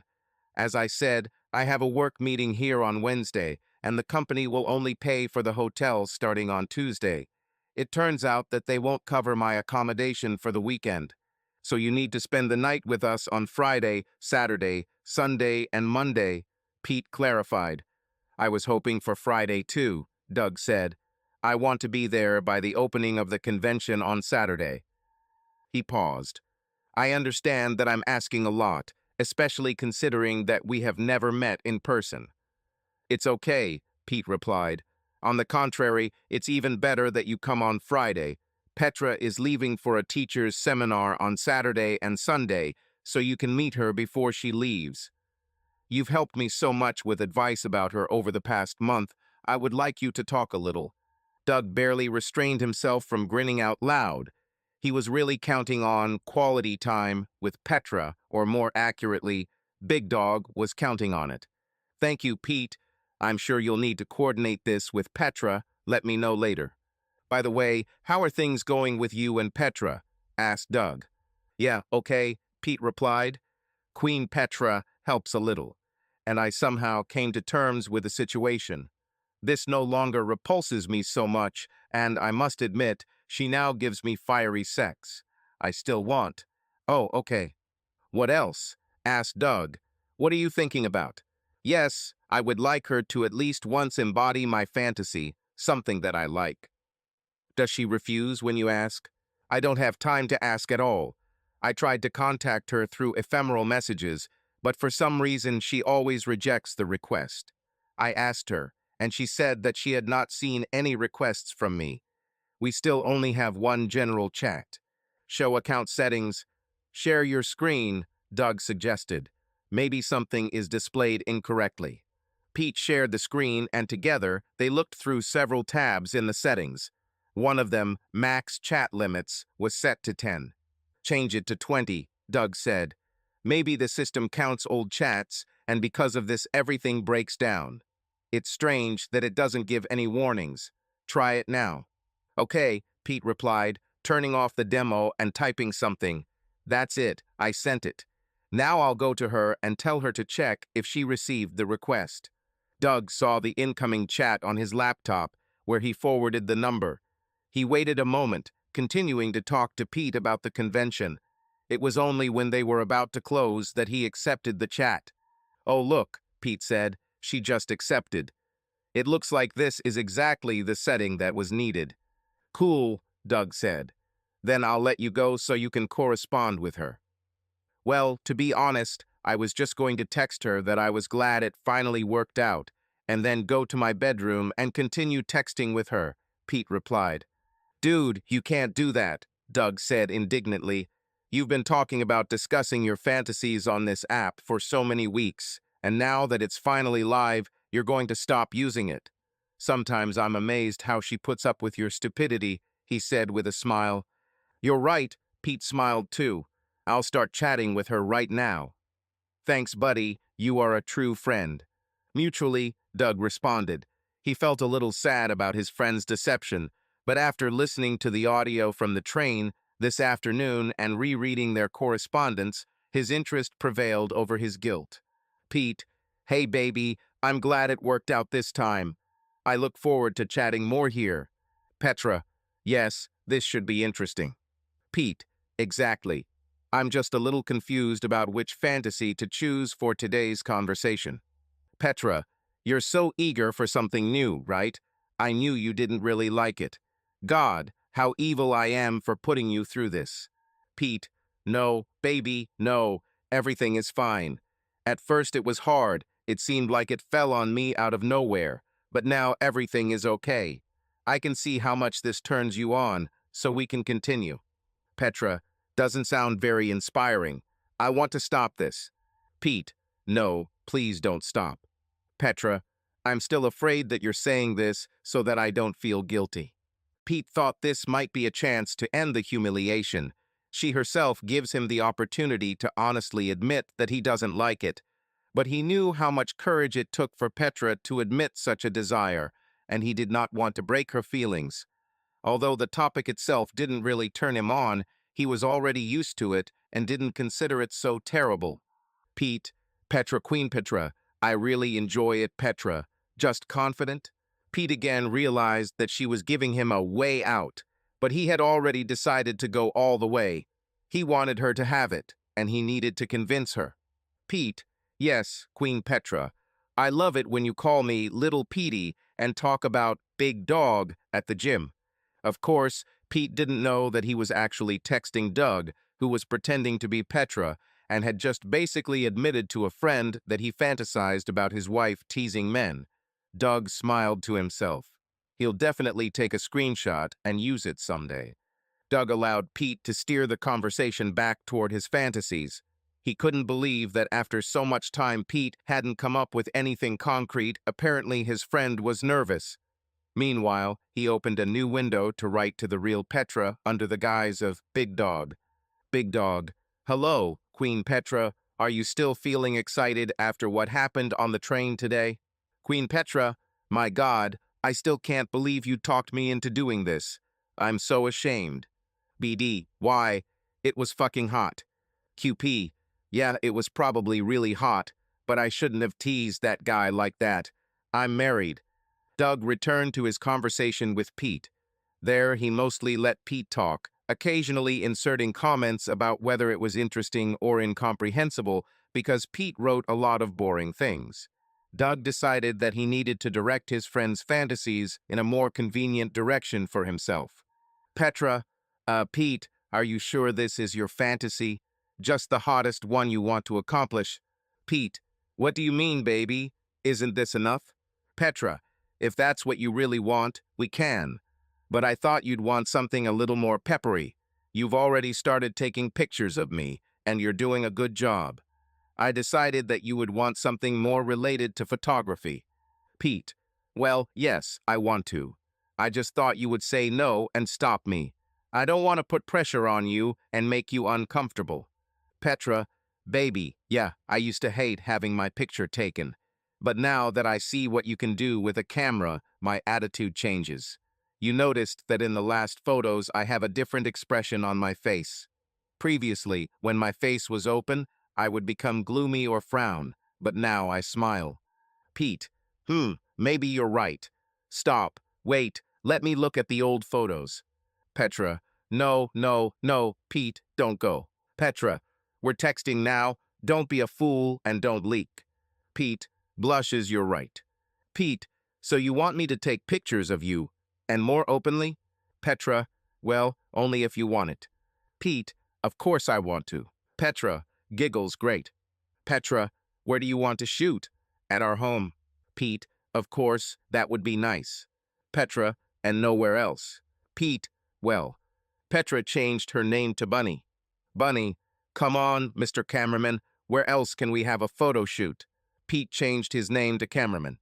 Cameraman, well, Bunny, I would like to film you everywhere. See, in our house. See, in our yard. Bunny, in a quiet parking lot with no one around. Giggles, come on, Pete. I mean, Mr. Operator. Use your imagination. Take risks. I won't be offended. See, okay, I want to shoot you in a pink bikini on the beach. See, and maybe also in a short skirt in the park. Bunny, no panties. See, oh my God, would you do that? Bunny, I'm not sure, but I think you can convince me. See, damn, that would be amazing. See, where else? Oh, exactly. You can take several cosplay photos. You have a Lara Croft costume, or you can do something a la Vampirella. Doug froze for a second. Does Petra have a Lara Croft costume? He had no idea that she was into gaming. Why did Pete never mention this? Bunny, this could be very interesting. See, yes, I'll think about it some more and come up with something to surprise you with. Bunny, wait. Just tell me what to do, Mr. Operator. I'm your model. Giggles. See, baby, you're the best. Bunny, but there is one point. Is it really a photo shoot if no one but us sees the pictures? See, well, I'll see. Bunny, yes, of course, and me too, for sure. Doug grinned as he read this. Bunny, but maybe we can find a way to show them to others. See, do you want me to post them somewhere? Bunny, I don't know, maybe not directly, but you can create some kind of Instagram account and post them there. See, do you seriously want me to post our photos on the internet? I thought you hated the idea of anyone seeing your photos. Bunny, I used to hate it. But now I look at the latest photos that you process in that application, and the thought seems to awaken in me. What if I want them to be seen? See, wow, baby, that's cool. Pete remembered being turned on by his friend's comments on the accidentally leaked photo of Petra in the mirror. What if there are hundreds of comments from strangers? See, are you sure? People on the internet can be very rude. Bunny, yes, it's true. Maybe you will post them, but you won't tell me where exactly. And I'll just know that some pictures are online, and that's enough to get me going. I don't have to watch them or read the comments. See, I can do that. Are you sure you want this? Are you really interested in this? Bunny, if this is your fantasy, yes. Do you want this? See, I don't want to seem too attention-seeking, but yeah, it turns me on a lot. Thursday came, time for the photo shoot, and Doug hadn't heard from either of them. He's a little nervous because everything could fall apart if they accidentally mention something illogical to each other. But he hopes that he was able to agree on the details. Pete was packing up his camera equipment when he saw Petra parked at the beach. Despite the fact that the day was sunny and warm, there were few people on the beach because it was Thursday. There were only groups of surfers and a few students there. Pete slung his camera bag over his shoulder and slammed the trunk shut just as Petra got out of the car. "Hello, Mr. Operator," she said with a sly smile. Pete smiled back. "Hello, Bunny. You look great today. As always." "Thank you," she replied. "But wait until I change into my new swimsuit." Pete raised an eyebrow.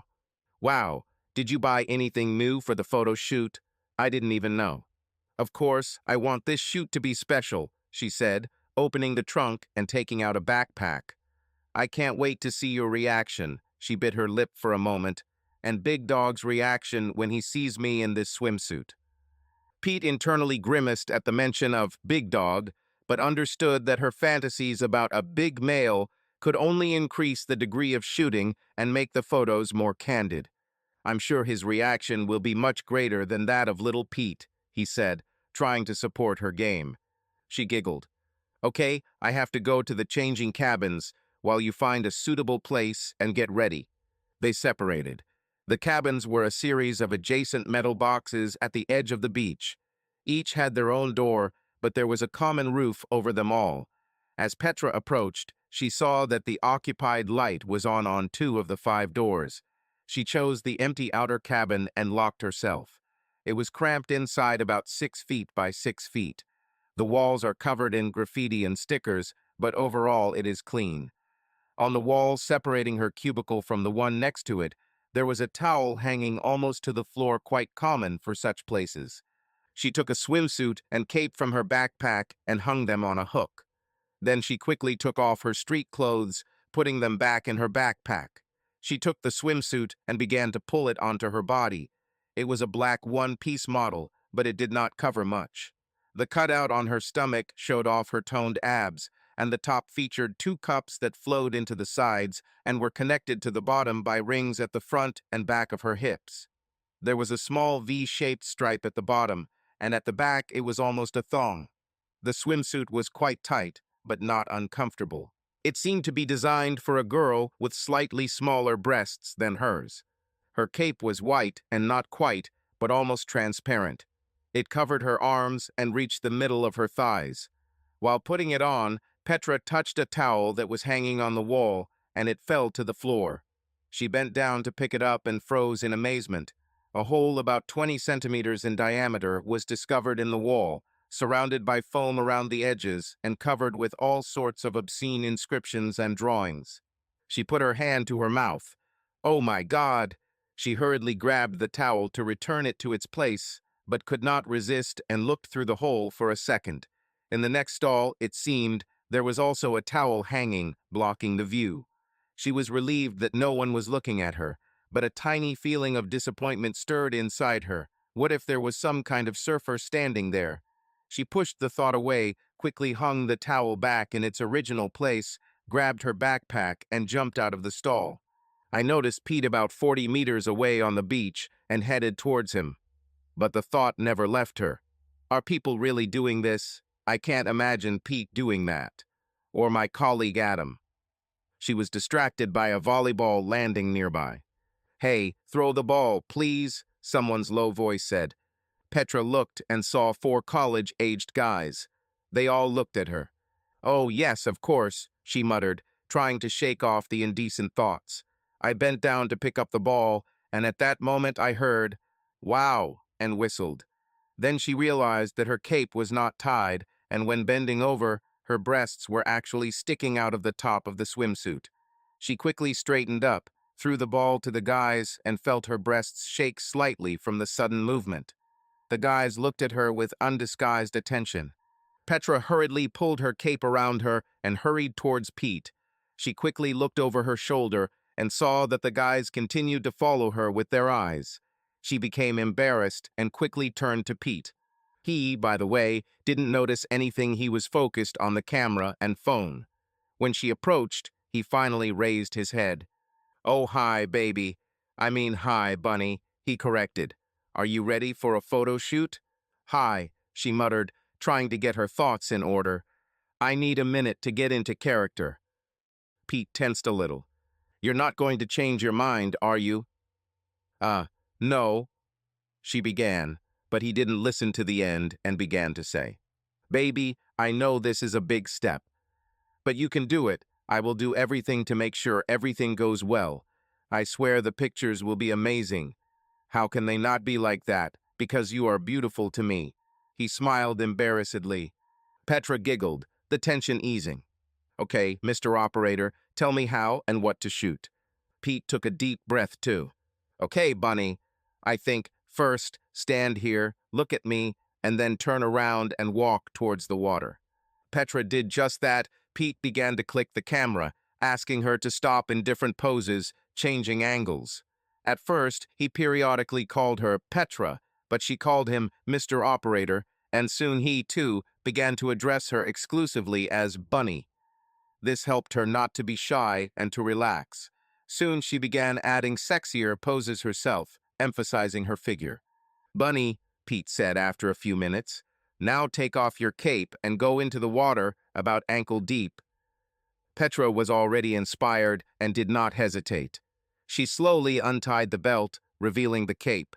Pete froze at the sight of her skimpy swimsuit. Lowering the camera, he muttered, "Damn, baby, you're so sexy." Mr. Operator, Petra raised her eyebrow indignantly. "This is unprofessional." Yes, sorry, Bunny," he said. I lost my head." He picked up the camera again and began filming. Petra continued to pose, sometimes opening the cape completely, sometimes lifting it up, and then turned, looking at him over her shoulder, and simply threw it onto the sand, taking a few steps towards the water. "I don't hear the shutter click," she recalled. "I'm sure little Pete is delighted with the sight of my perfect ass. But only big boys are awarded this charm." She ran her hand along her thigh and raised her buttock. "And let your little fry just watch." Pete felt hot with shame, but he couldn't miss such shots. Petra was incredibly sexy. He continued filming, moving in for close-ups and moving back to capture the landscape. Petra had already completely entered into the role, either bending over, showing her breasts, or arching her back, showing her butt. She continued to say words that were demeaning to the man. Pete's face flushed, a wave of shame rose in his soul, but he did not stop filming. The look on Petra's face was too hot to miss the shot. He was about to suggest another position when he suddenly heard voices approaching. He looked up and saw 4 guys heading towards them. "Damn," he muttered. "We'll be interrupted now. I think there are enough pictures. Let's leave." "Why leave?" she asked and looked at the guys. They were the ones who played volleyball. Now Petra could get a better look at them, shirtless, wearing tight surfing shorts, all toned, tanned, and quite handsome. "Maybe they can take part in a couple of shots," she continued, not taking her eyes off their bodies. The guys tried their best to pretend that they weren't looking at her, but they were clearly looking at her hungrily. "Why on earth would we do this?" Pete was surprised. "Well, I think it'll be hot," she snapped. "And this is just fate." "Honey, Bunny, Pete began to stammer. But Petra had already shouted to the guys. "Hey guys, can you help us?" They walked towards her with smiles. One, apparently the leader, asked, "Of course, how can I help?" "Oh, thank you," Petra replied. "I'm doing a photo shoot here with my cameraman, and we've already shot a bunch of shots where I'm the only one. But I decided that I wanted shots with other people. After all, usually, if a girl is in a bikini, there is always some surfer nearby. Or even 4, she finished, bursting out laughing. She was still on her knees, and the guys surrounded her in a semicircle. "Mr. Operator is a guy, but he doesn't surf," she said, looking at Pete. Then she turned her gaze back to the guys, glancing over their shorts. "And he's all so small, and you're all so big." She bit her lip and stuck her chest out. Pete felt very uneasy. Bunny," he began, "I don't think this is a good idea." "Come on, Mr. Operator," she snapped. "Just film us," she smiled with a sly mockery, and the guys laughed, looking sideways at Pete. Petra reached out to the belt of one of the guys, and Pete went cold for a moment, thinking that she was reaching for his fly. But she said, "Help me get up," and he gave her his hand. Then she quickly turned to Pete and said reproachfully, "I don't hear the shutter click." Pete slowly raised his camera and began taking pictures. The young guy helped Petra to her feet, and the other guys moved closer. She seemed so small among them, and they all looked at her with lust. Despite his jealousy, or perhaps because of it, Pete was slightly aroused by the sight. Pete didn't immediately realize what was happening. Both Pete and Petra seemed to wake up almost simultaneously. Petra turned away and Pete lowered the camera. Okay, Bunny, he said, it's probably time to leave. We are losing light. Yes, Petra's voice trembled. I think we've already filmed enough. Hey, come on, said the guy who took liberties. Maybe a couple more minutes. I'm sure we could find something else to do together. He raised his eyebrows several times. No, sorry, Petra replied. We have to go. She quickly walked back to her bag. Pete followed her. Oh God, Pete, she told him. I can't believe I did that. I'm so sorry. I just got carried away. Don't worry, baby, Pete replied. I got carried away too. He looked back and was relieved to see that the guys didn't follow them. It's okay, they stayed there. They both took their bags, and Pete, in a hurry, began to put away the camera. Why don't you change? I'll wait for you at the cars. Petra agreed and went to the changing cabins. She walked into the first open one and leaned her back against the door to close it. Oh God, she whispered. What happened to me? Flirting with these guys, and right in front of Pete. She covered her face with her hands and exhaled heavily. However, despite regretting her behavior, she still felt very excited about the whole situation. The photo shoot itself was already wildly sexy, but then the way it made those guys come up and admire her. It was magical. I really hoped that Pete would be in the mood for sex when they got home. Meanwhile, the guys were upset that it was all over so quickly. They discussed how lucky they were that they even managed to communicate a little with this woman, but they all wanted something more. They noticed that she and the male photographer had collected their bags and separated. He headed to the parking lot, and she headed to the changing cabins. One saw that Petra went into the end booth. Hey, I wonder if she knows what's inside, he said, and the others laughed in understanding. Another of the four, named Ben, saw her cape lying on the sand a little further away. He pointed at it and quickly ran to pick it up. I'll take it, he told the others, and went to the locker rooms. As he walked, he noticed that the thing was quite heavy.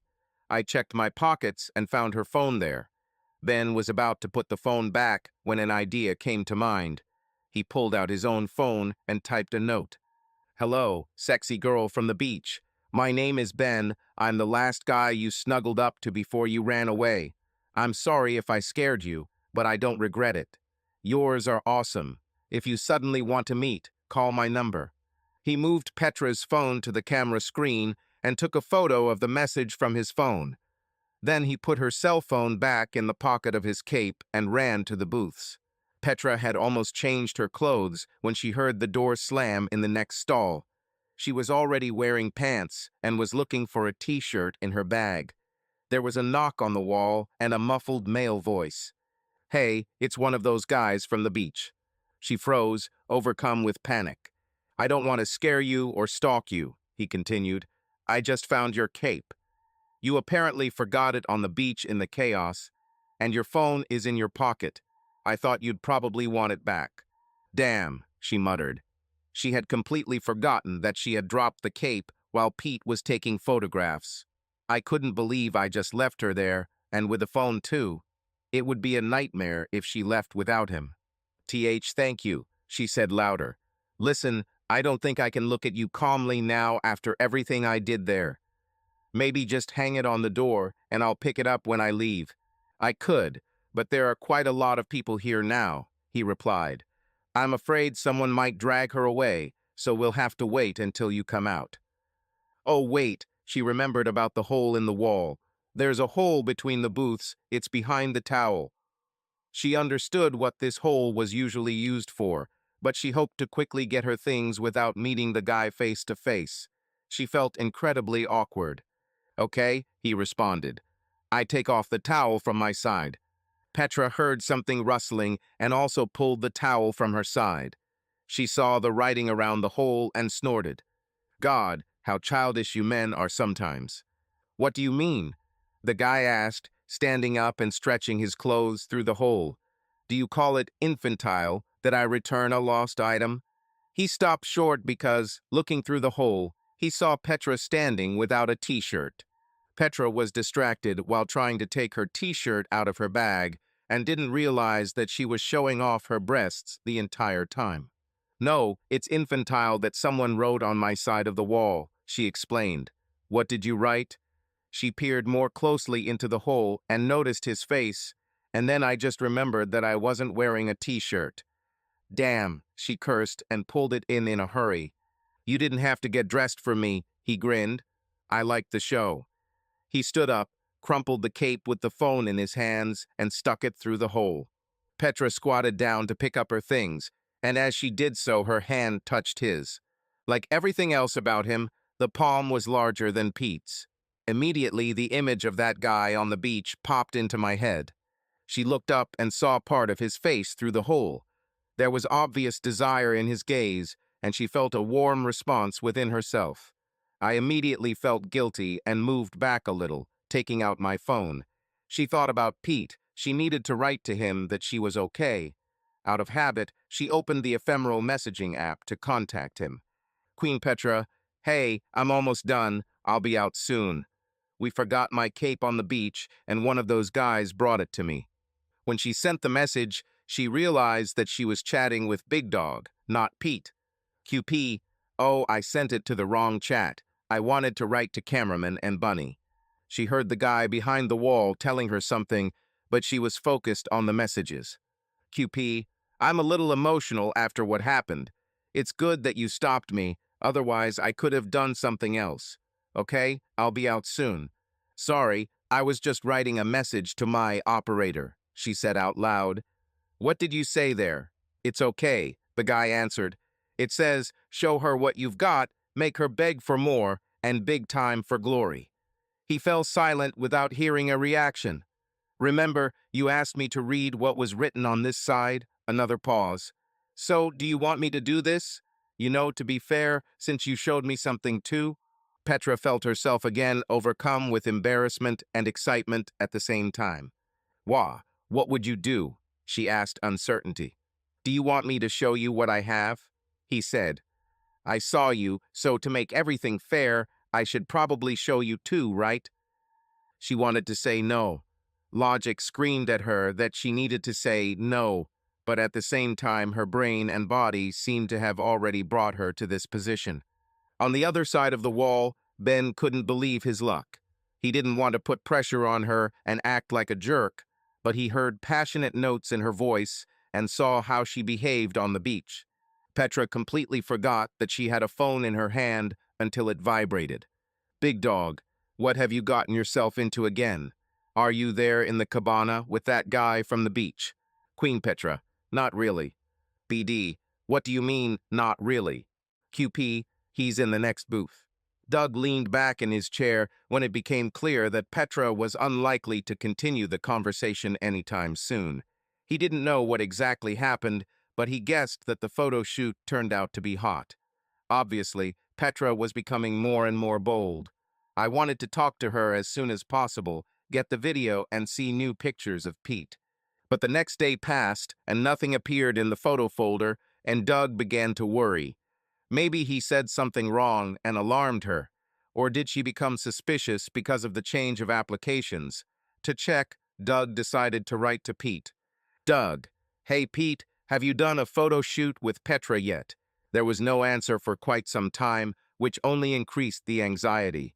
Doug reread the correspondence with Queen Petra several times, trying to understand whether he had blurted out anything unnecessary. An hour later, the phone finally vibrated. Pete, sorry, it took me a long time to respond. Yes, we did the shooting yesterday. Doug, so how did it go?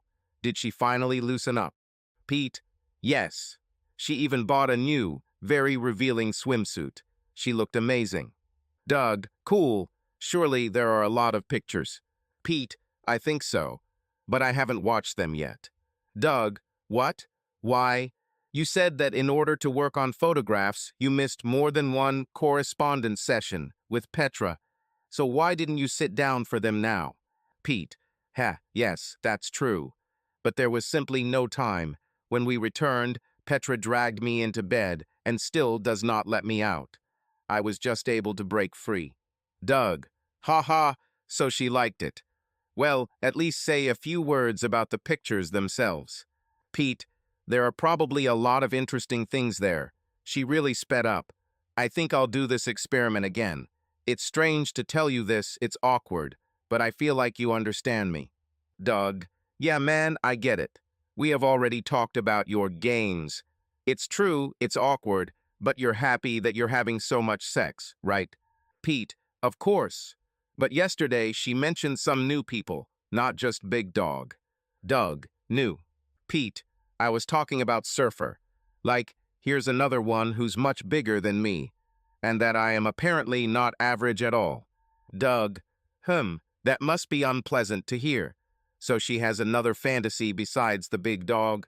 Pete, maybe this is not just a fantasy. Doug, what? Pete, let me call you. Pete called and told Doug everything he saw. And nothing else happened when she went to change clothes? No, Pete replied. She sat there for quite a long time, probably fantasizing. At night, she said that she represented one of the surfers. Surely this is just a figment of the imagination. Huh, yeah, that doesn't sound real, Doug chimed in. It's a pity. I probably stopped her from dreaming.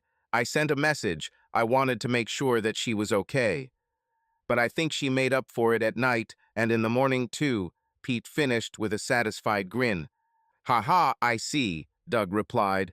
They talked a little more, and eventually Pete said that he would finally start processing the photos. 5 minutes later, fresh pictures flew into the Google Disk folder. Doug opened them and was immediately shocked. And then the footage of the surfer guys came out, and Doug's jaw dropped. Doug copied all the photos to himself so that he would have the originals if anything happened. I was about to open Artistic Images and do something there when I suddenly saw an email from Instagram in Pete's mail. It turned out that Pete had registered a new account for Petra after all. Doug smiled, cool name. I wonder how much candid footage we'll get there. He already wanted to find a way to take control of this account so that he could decide for himself which photos to post and monitor the comments. It was worth doing this. Subscribe to our channel so that your love doesn't cheat on you, and go ahead and listen to the next story, because this story is nothing compared to the next one. If you're under 18, don't even think click to the next one.